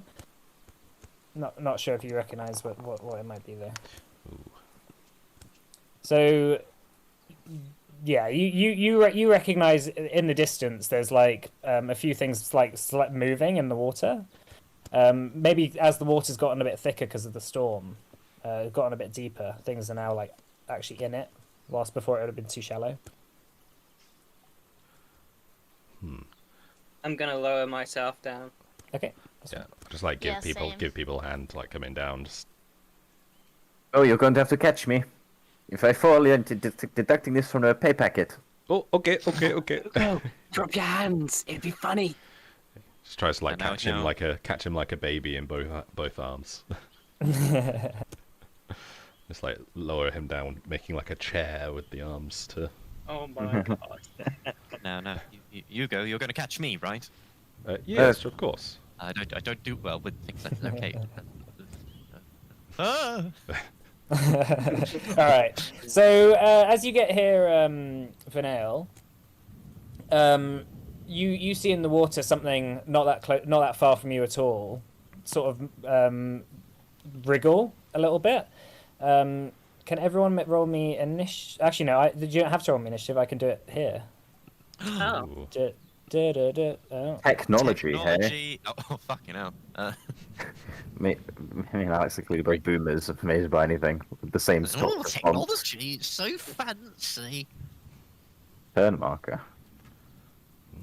Oh wow! Sure. Oh cool. So you light up like a kind of arcane ritual That means summoning no one circle. has any excuse to not realise it's their turn. Yeah. So it's just to let me know I've got a roll, right? Yeah. So hang on. Just bear with me. I'm just trying to remember how to do it because. Oh yeah, and then I do this. We got thousands of sessions to figure this out. It's all good. Oh no, it's just on one person's.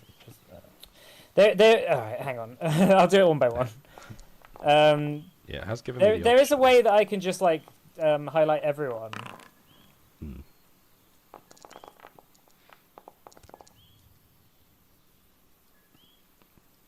All right. So Hanera, what's your What's your perception DC? Sorry. +4. Plus. So that's 14. Okay. So as you jump down here, you don't notice anything. There's nothing out of order.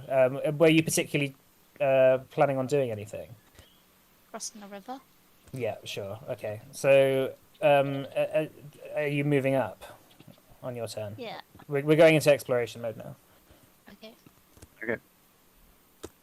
Is there Uh, like a turn tracker thingy or? yeah. So it's the on the left, on the right bar. There is a encounter tracker next to the chat box.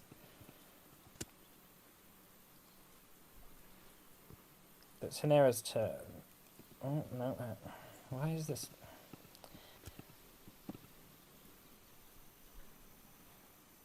Just yeah. This is when I was doing this on my own. It was really simple. And now I just forgotten how to do it. There's always going to be teething problems.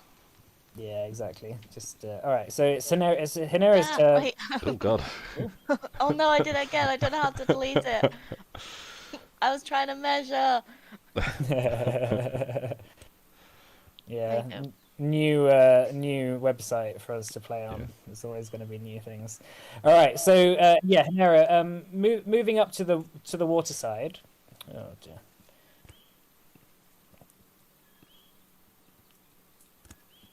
Moving up to the water side, you notice something burst out of the water. Even though Vinail saw something move, you've moved before him. How do I? Oh my goodness! All right, hang on. Ah, here we are. Okay, so as you moved over here, you see something burst out of the water. Oh. Why is that? Crocodile has no initiative score. What? It's not supposed. Right, hang on. All right, yeah. So bursting out of the water, you see a huge jaw. Well, two sets of jaws with extremely sharp teeth burst out and go for your leg. How do I? Where's the music in here? Here we go. All right, now we're officially in initiative combat. So crocodile, just as it jumps out, it's going to make a strike at you. Aquatic Ambush is called the action. It's hiding in water, and a creature that hasn't detected it is within the listed number of feet, which it was. It's up to its swim speed plus 10 feet, and then you are flat-footed against it, so you have a -2 to your AC. Okay. All right, so that is a 22 to hit. That hits. What's your AC? 14. 14. Oh right, so -2. So that's actually a critical hit, Oh no. as it's 10 above. So first thing it happens, it rushes out to you, 20 damage straight off the bat. Well, I'm down. Oh, fuck. Yeah, this crocodile, yeah, it's looking hungry, but that is it for its turn. So Hanera, you have remember we talked about legend points. Yeah. One of the things you can do with those is you can use it to just stabilize immediately and not die, but you have to use all of them. That you Oh have. yeah, I'll do that. So because everyone has one at the start of every session. So instead of having to roll dying, you are currently dying one though. Or you're wounded one. Oh, why is that? I removed you from the thing. Oh, actually, that's right, because your initiative gets moved. When you go unconscious, your initiative gets moved to just before the thing that hit you. So actually, it wasn't your turn then. It's actually Ugo. Slowly, the Pathfinder 2 rules are coming to me, guys. Just so you know, we can see when you roll damage. That's fine. Okay. Right, so in that case, it is Ugo. This is not the music that I wanted. Okay. Ugo is going to take out his large maul, and he is going to use sudden charge. So he strides twice and then makes an attack. If it lets me move. Oh, hang on. It's because you're paused. That's fine. Oh, okay. Okay, so I'm assuming these bushes are these bushes difficult terrain? Yeah, they're going to be difficult terrain. Okay, so this will be 10, 20, 30, 35, 40.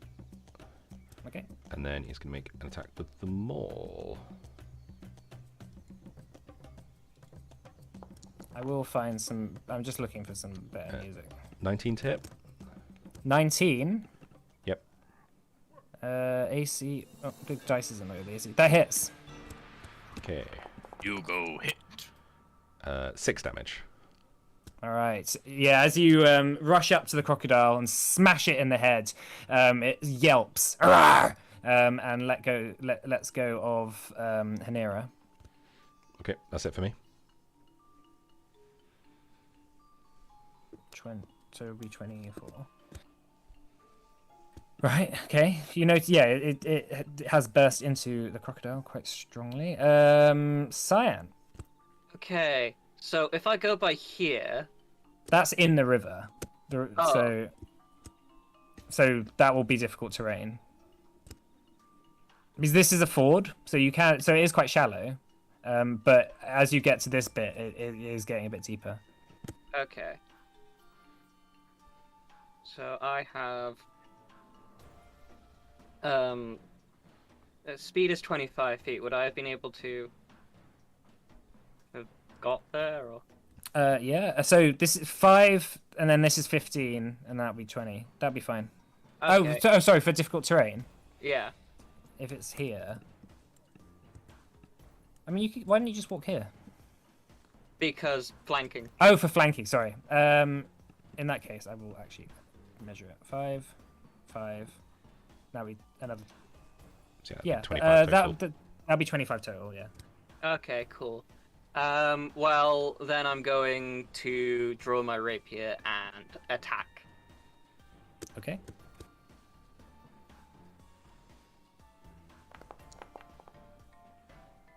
Ooh, 12. That misses, unfortunately. Fuck. Okay. Well, that's me then. Did you what? You used. You have one more action left. Oh, I thought it was an action to draw. Oh, sorry. Yeah, you didn't have your sword drawn, did you? Oh, no, of course. Yeah, fine. In that case, Henning. Okay. Right. One moment. So I will move myself just here. How far away am I? About 25 feet. Okay. I can throw stuff that far. So stop me if I'm doing this wrong. So I'd like to draw one of my bombs out from my coat. Okay. So, Are you using right. quick draw? Is it quick draw? No. I have quick quick bomber, so I quick think that bomber. lets me. Yeah, you can keep your bombs on easy, so I don't think I have to use an act. No. You use the action to draw it, and at the same action you can throw it at the same time. Okay, so I'm going to draw a necrotic bomb, and I'm going to throw it. Just have to work out how. There we go. So I want to throw it so it's like just out of range of like obviously those two, so I can throw it extra far because I've got. I don't know what the usual throwing. So is. I think you make an attack against it. If it has a splash tag on the bomb, then if you miss, it can still do damage to it.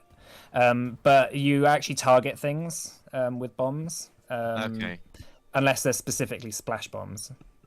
Okay. Is necrotic bomb? Does it have a splash tag? It does say it's splash. Yeah. Okay, that means if you miss, they still have to make a save against the damage. Okay. If I recall correctly. I think it is anyway. Let me just double check. Yeah, it says splash. So okay, so I just roll. Basically. Yeah. So yeah, you just roll your. That wasn't very good. Okay. Okay, so 12. So 12 misses. So if you roll the damage.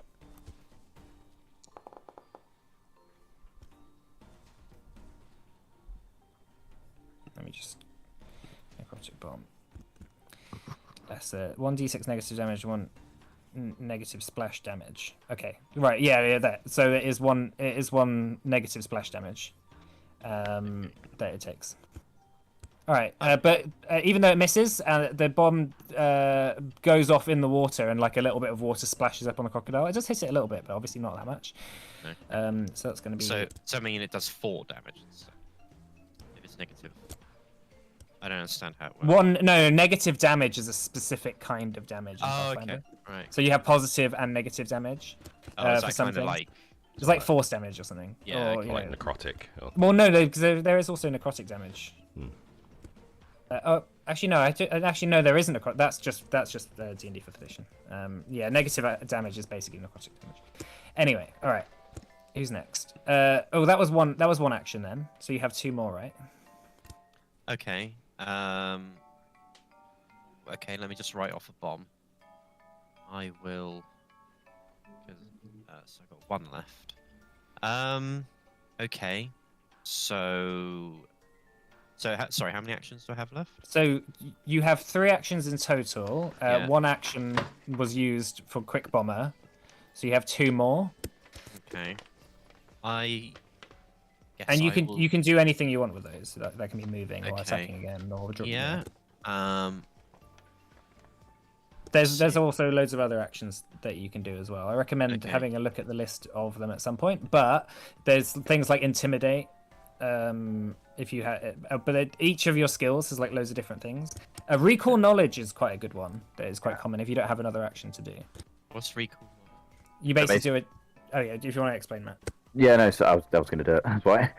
So basically, you can check like certain things from a creature, and depending, like, so if you get a critical success, I think basically you have to find you can get a +1 circumstance bonus when you attack. And then I think if you succeed, you just figure out some knowledge. And I don't know if it's us or the GM that make that decision. I guess it's kind of the GM's decision. What's that? Oh, it is the GM's decision. But the way I do it, I'm going to do it is basically you can just ask me like a yes or no question about something about it, and if you pass, I'll say yes or no.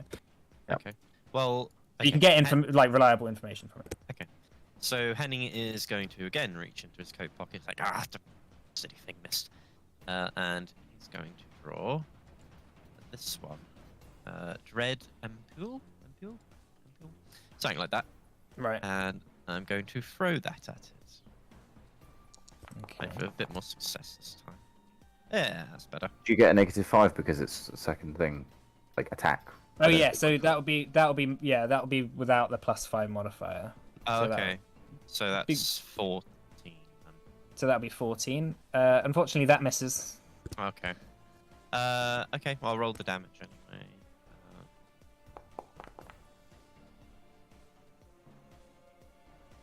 It has. I splash don't know damage. if it. Yeah, I don't know if it still gets the frightened.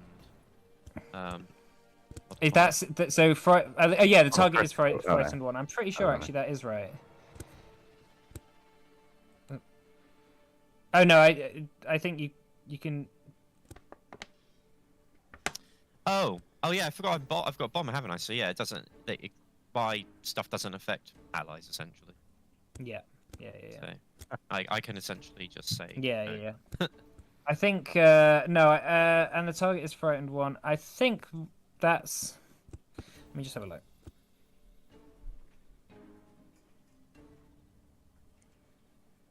It says on a hit, so. I Yeah, assume no, they're not.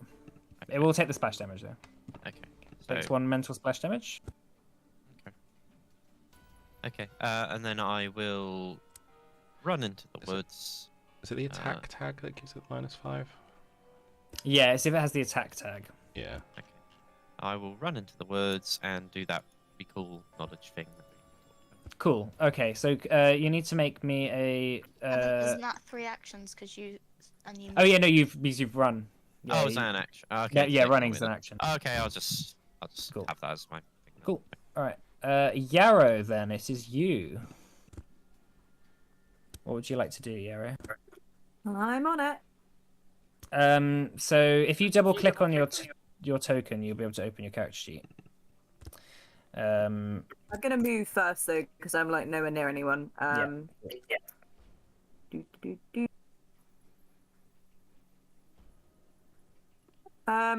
gonna cast a healing spell on. I've forgotten her name. Hanera. Yes, she who is hurt.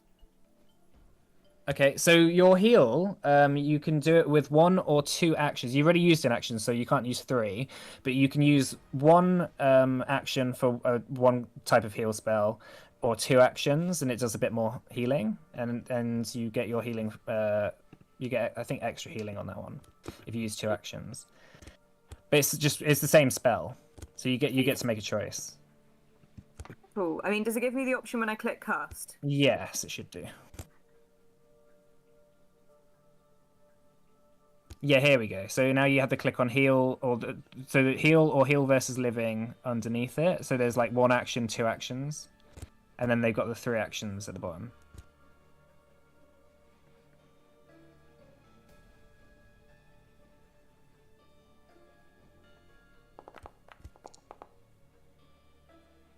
All right, that's 9 points of healing then to Hanera. All right, Hanera, you are you don't even, yeah, so you haven't even had to use your legend point for that then. But yeah, you are. So am I on 9 or 10? Because I went down, didn't I? And then I came back up. Or am I not doing? No, that? you haven't. It hasn't actually been your turn yet, because when you go unconscious in Pathfinder, you get removed from initiative and put before the thing that just made you unconscious. Okay. So it actually hasn't even been you yet, technically. So you'll be on 9. Sorry, on 9. All right, cool. Right, in that case, Yarrow, was that 2 actions you used? It was, yeah. All right. So, do you want to describe how your healing magic sort of shows when you focus on Hanera?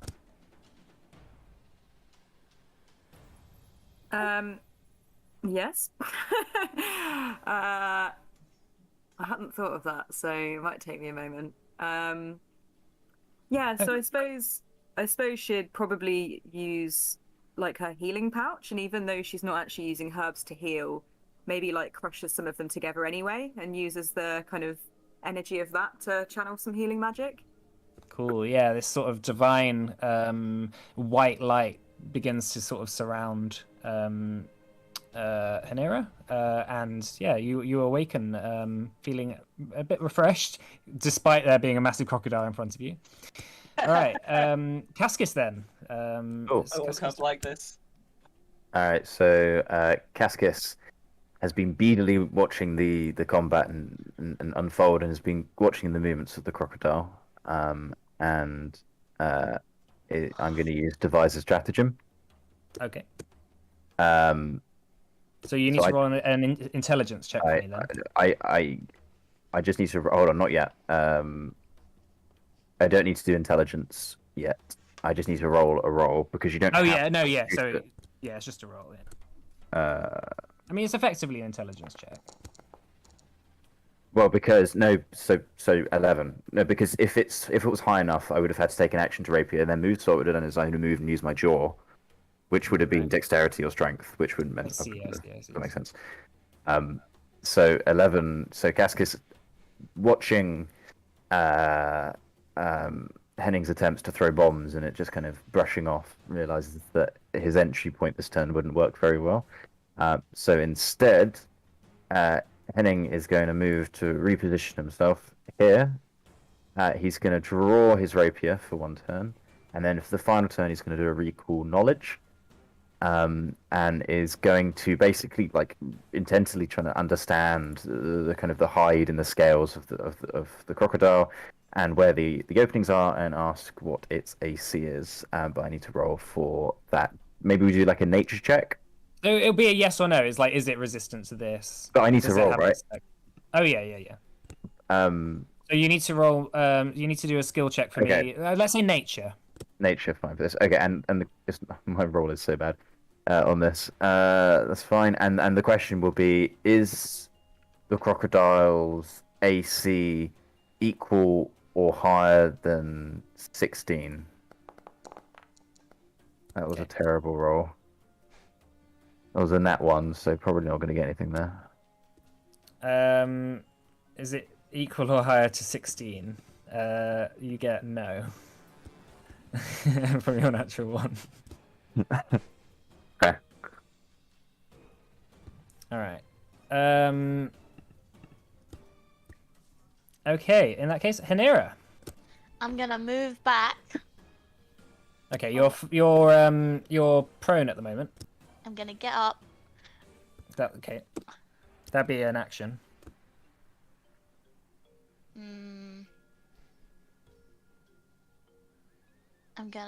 I'll move back. Wait, how do I do that? You want to on the left. You want to make sure the box thing is ticked. Okay. There you go. Or you can use your arrow keys. Then I'm gonna move back. Okay. You notice it doesn't strike out with an attack of opportunity. It doesn't have one. And then I'm gonna. I don't really know what else to do. Because Oh! Does it have more than 30 HP? That's my I'm gonna ask. Oh, you're gonna recall knowledge. Yeah. Right. Make me a nature check. Are we supposed to be able to see it in the initiative? I'm not sure why it's secret in the initiative. Oh, here we go. Oh, there we go. That's why. Well, I got 13.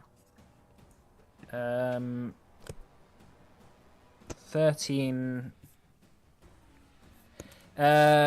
You don't know. It's just a failure, so it doesn't. There's no additional information. Okay. That's my turn. Okay. Oh, hold on, actually.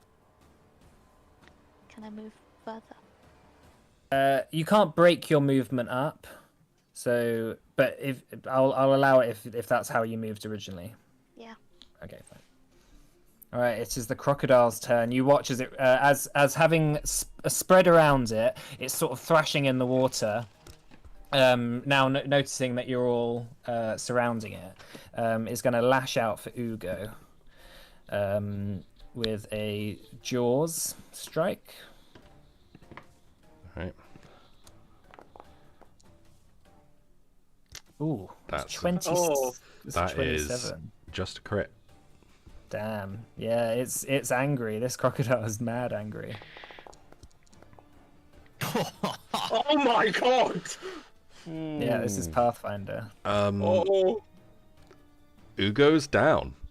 I don't Oh, like it. I don't no. like it. why can't I I wanna play go my back to superhumans? 5e. This is a level 2 creature, by the way. This isn't particularly like deadly. Doomed. Amazing. All right, Ugo. Now suddenly the crocodile lashes out and goes for Ugo as well.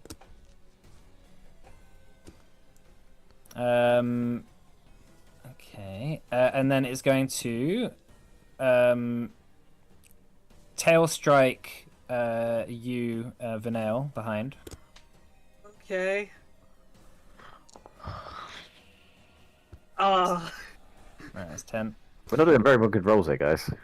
oh god. And then it's so it has you grabbed in its jaws, Ugo. It's going to slowly start retreating into the water with you in its jaws Goodbye. for its third Ugo. action. Goodbye, Ugo. Ugo. Maybe Ugo is going to be Ugon. Oh no. And in that case, Ugo, you actually get moved just before the crocodile on the initiative, as you're unconscious. For that pun. Cyan, then. So, okay.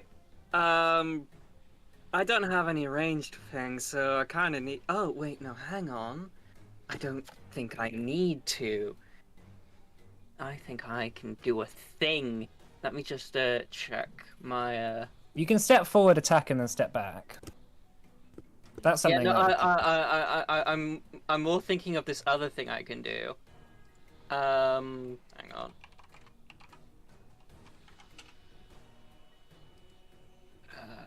How do I open something up without like putting it into the chat?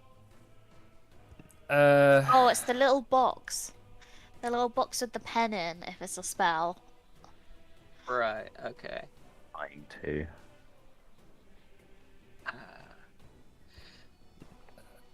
do you want to ask in the other channel? Sure. Yeah. 2 secs. So, Goodbye. How we doing? Ugo. So I'm dying too. I dying. I'm sad. I don't know how So I to go get straight to 2 because of a crit. So, are you grappled? Is that like the correct term here? Yeah, I think so. Yeah, I think the action is grab, but the condition is grappled. Or is it the way around?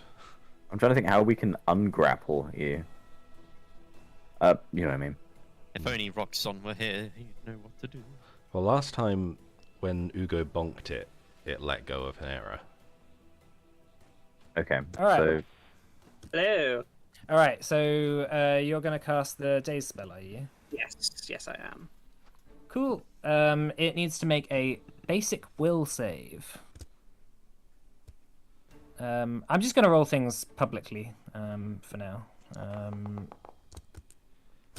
So Hey, that's a fail. that's just a regular fail. Right, so it is stunned 1. oh, good. No, sorry, that's if it's critically fails. So can you roll damage for me, please, Cyan? Okay. Okay, 2. The crocodile is starting to look a bit injured, actually. I'm also going to run over here. There we are. Okay, that's your second action. Oh, wait, but was this Daze spell 2 actions? Cast time 2. Yes, 2 actions. Yes, and I'm gonna run over there. Okay, fine. All right, Henning. Okay.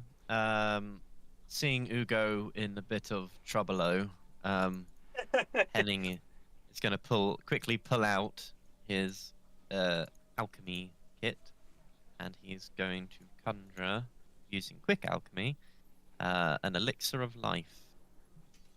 Ooh, so amazing. So I just need to get rid of one of my infused reagents. Add that to inventory. I swear to fucking god, if Ugo dies here. It's gonna be the Right. beginning of the end for Cascus's character arc. He's No. gonna feel so much guilt.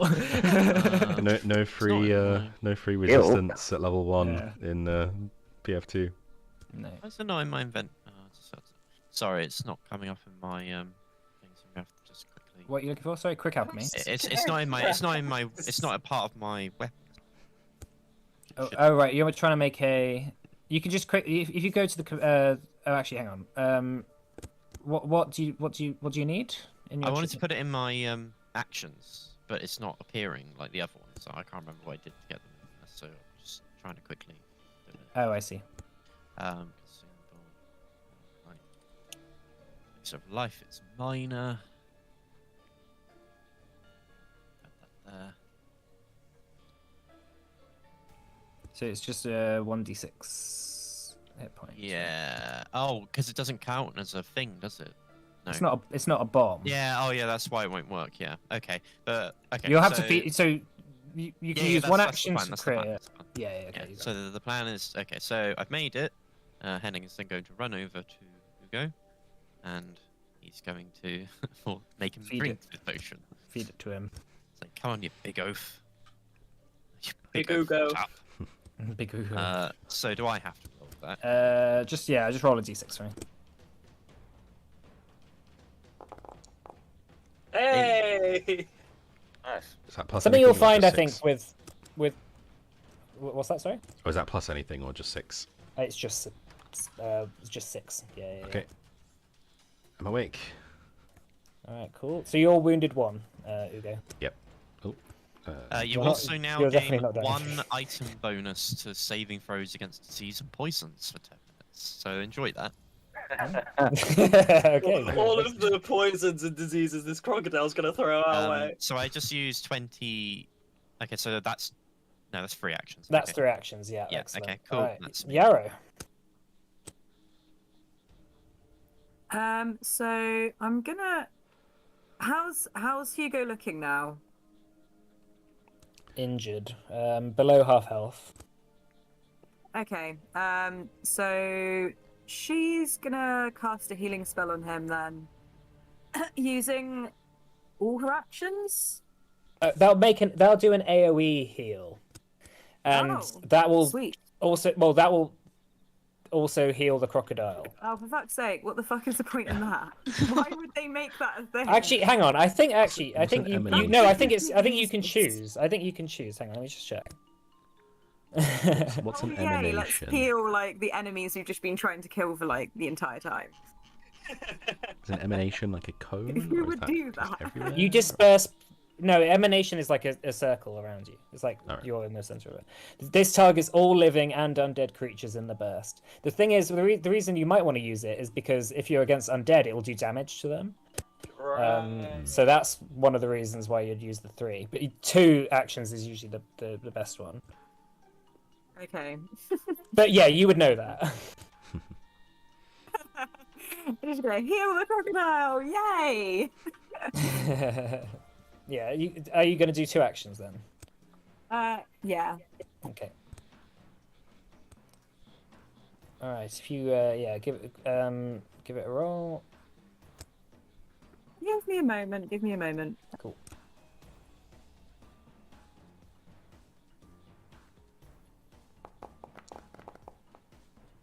So yeah, she blows some more of her herbs in Hugo's direction, and a kind of greeny white light kind of emanates softly from her hands, going into his wounds and patching them up.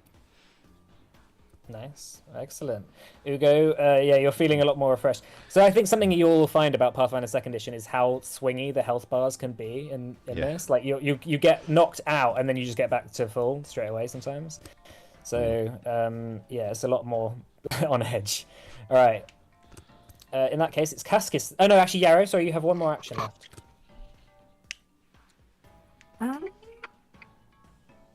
I guess I could get my sling out. Yeah. Okay.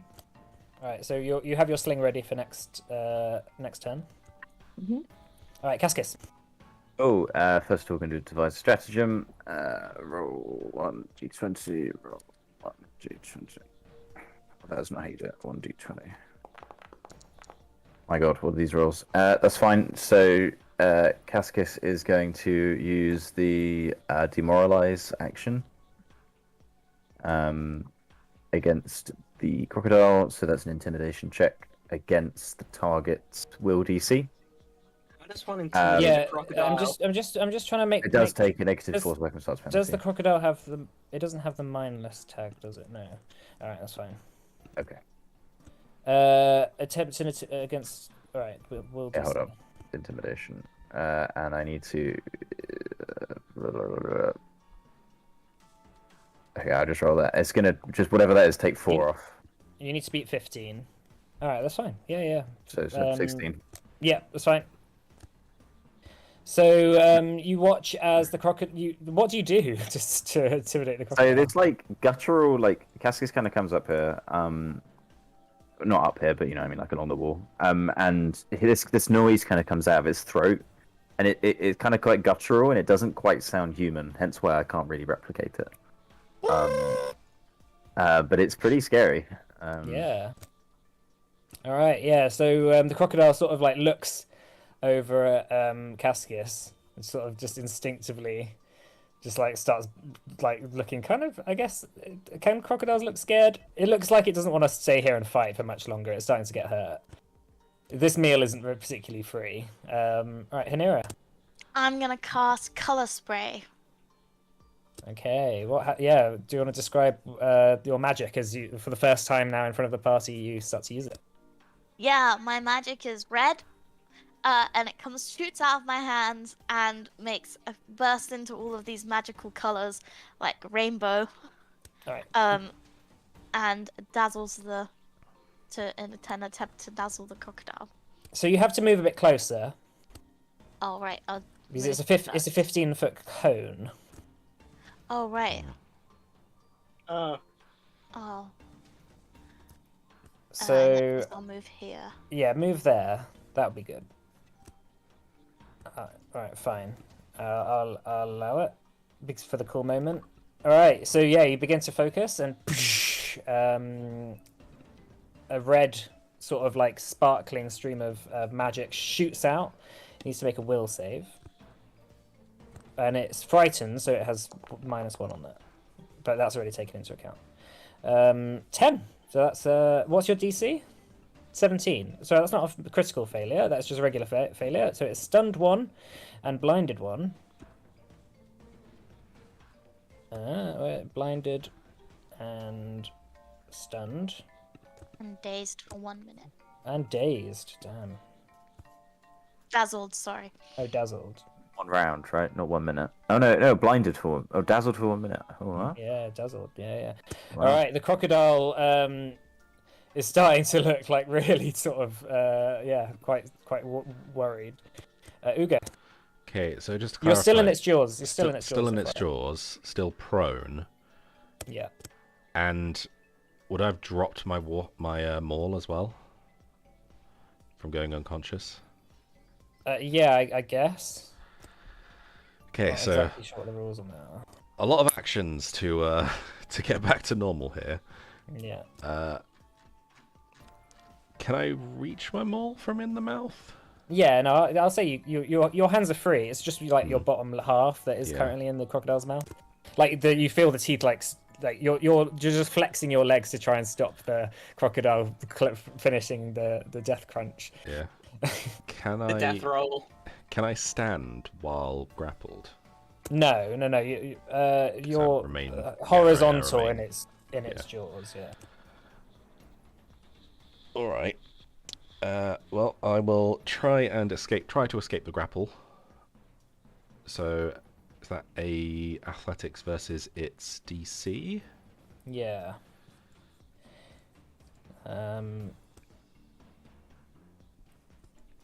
Yeah, make an athletics check for me. Oh no, sorry, it's an escape action, isn't it? Yeah. What is so you attempt to escape from being grabbed, immobilized, or restrained. Choose one creature. Attempt a check using your unarmed attack modifier against the DC of the effect. Use unarmed attack modifier, acrobatics, or athletics. Oh yeah, fine. This is typically the athletics DC of a creature grabbing you. So I got a nat 20. Fine, excellent. So Yeah, definitely. You definitely break free of that. I Right. want to break free. So, let's break free, stand up, and grab my maul. Okay. That's it. All right. Crocodile's turn. So it loses an action because it's stunned one. It's blinded. And it's dazzled. It just instinctively backs away into the water. Definitely. You watch as it just starts to just like drop beneath the water, and it's going to use a hide action. Quick, So- go after it! No. Well, that was exciting. Yeah, you Thanks, watch as the the crocodile doesn't hide very well, but it's not gonna come back. It's not a free meal. Are we out of initiative order now? Yeah, I'll say that we are now. Could Cascus just do a seek action? Just Yeah. to keep an eye on it as we go? Yeah. That's fine. Make a perception check. Can I do the same, but to see if there's any more around here? Yeah. Perception check. Okay, perception.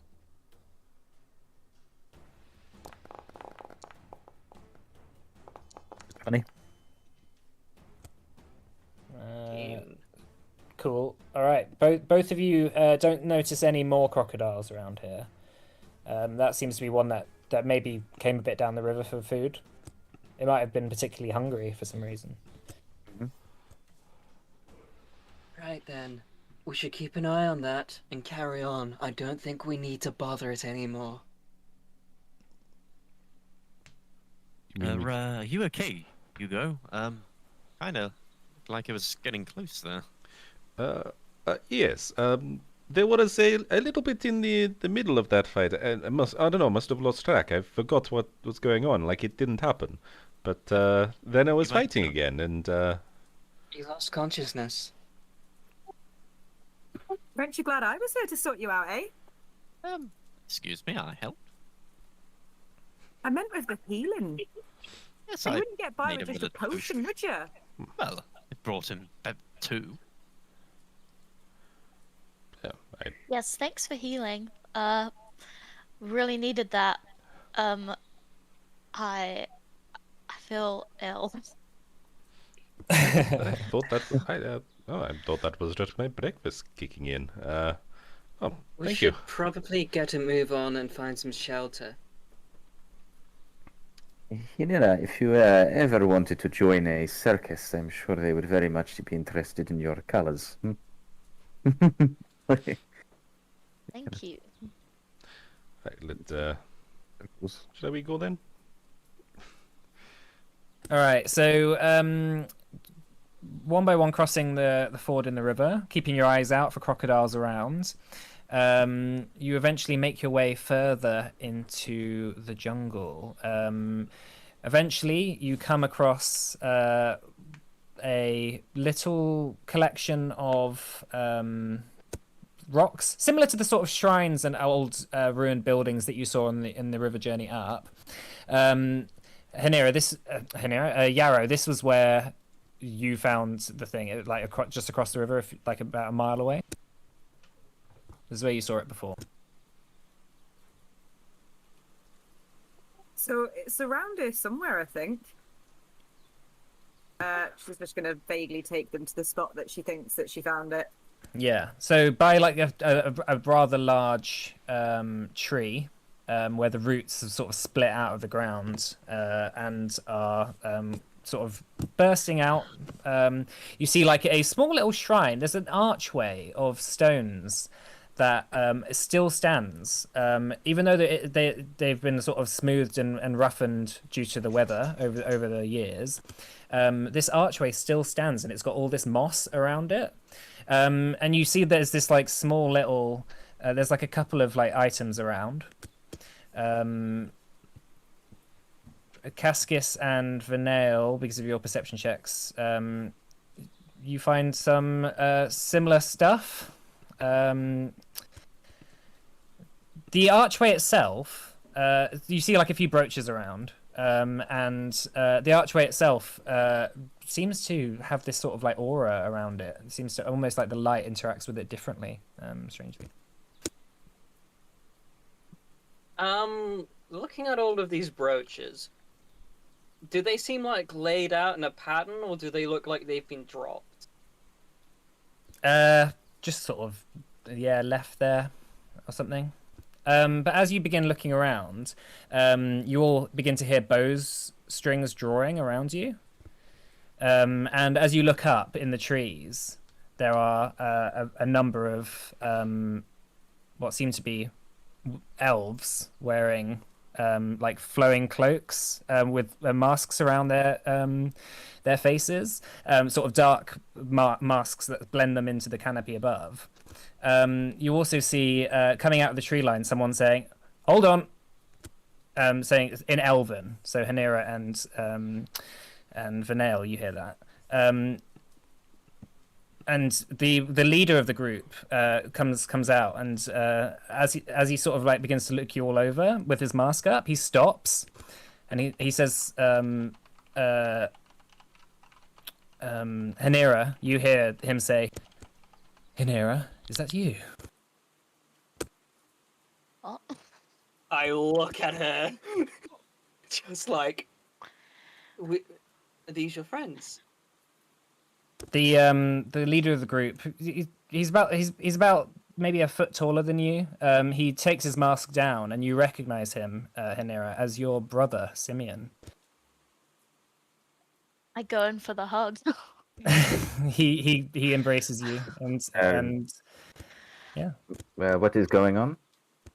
I think we'll leave off there today, shall we? Okay. Because it's coming up to 10 now. Yeah. So, all right. Thanks for playing on. Thanks for almost murdering us. Yeah. You're welcome. Spicy, knows what's gonna spicy happen. first fight. Yeah. It Only was- two it was people so down.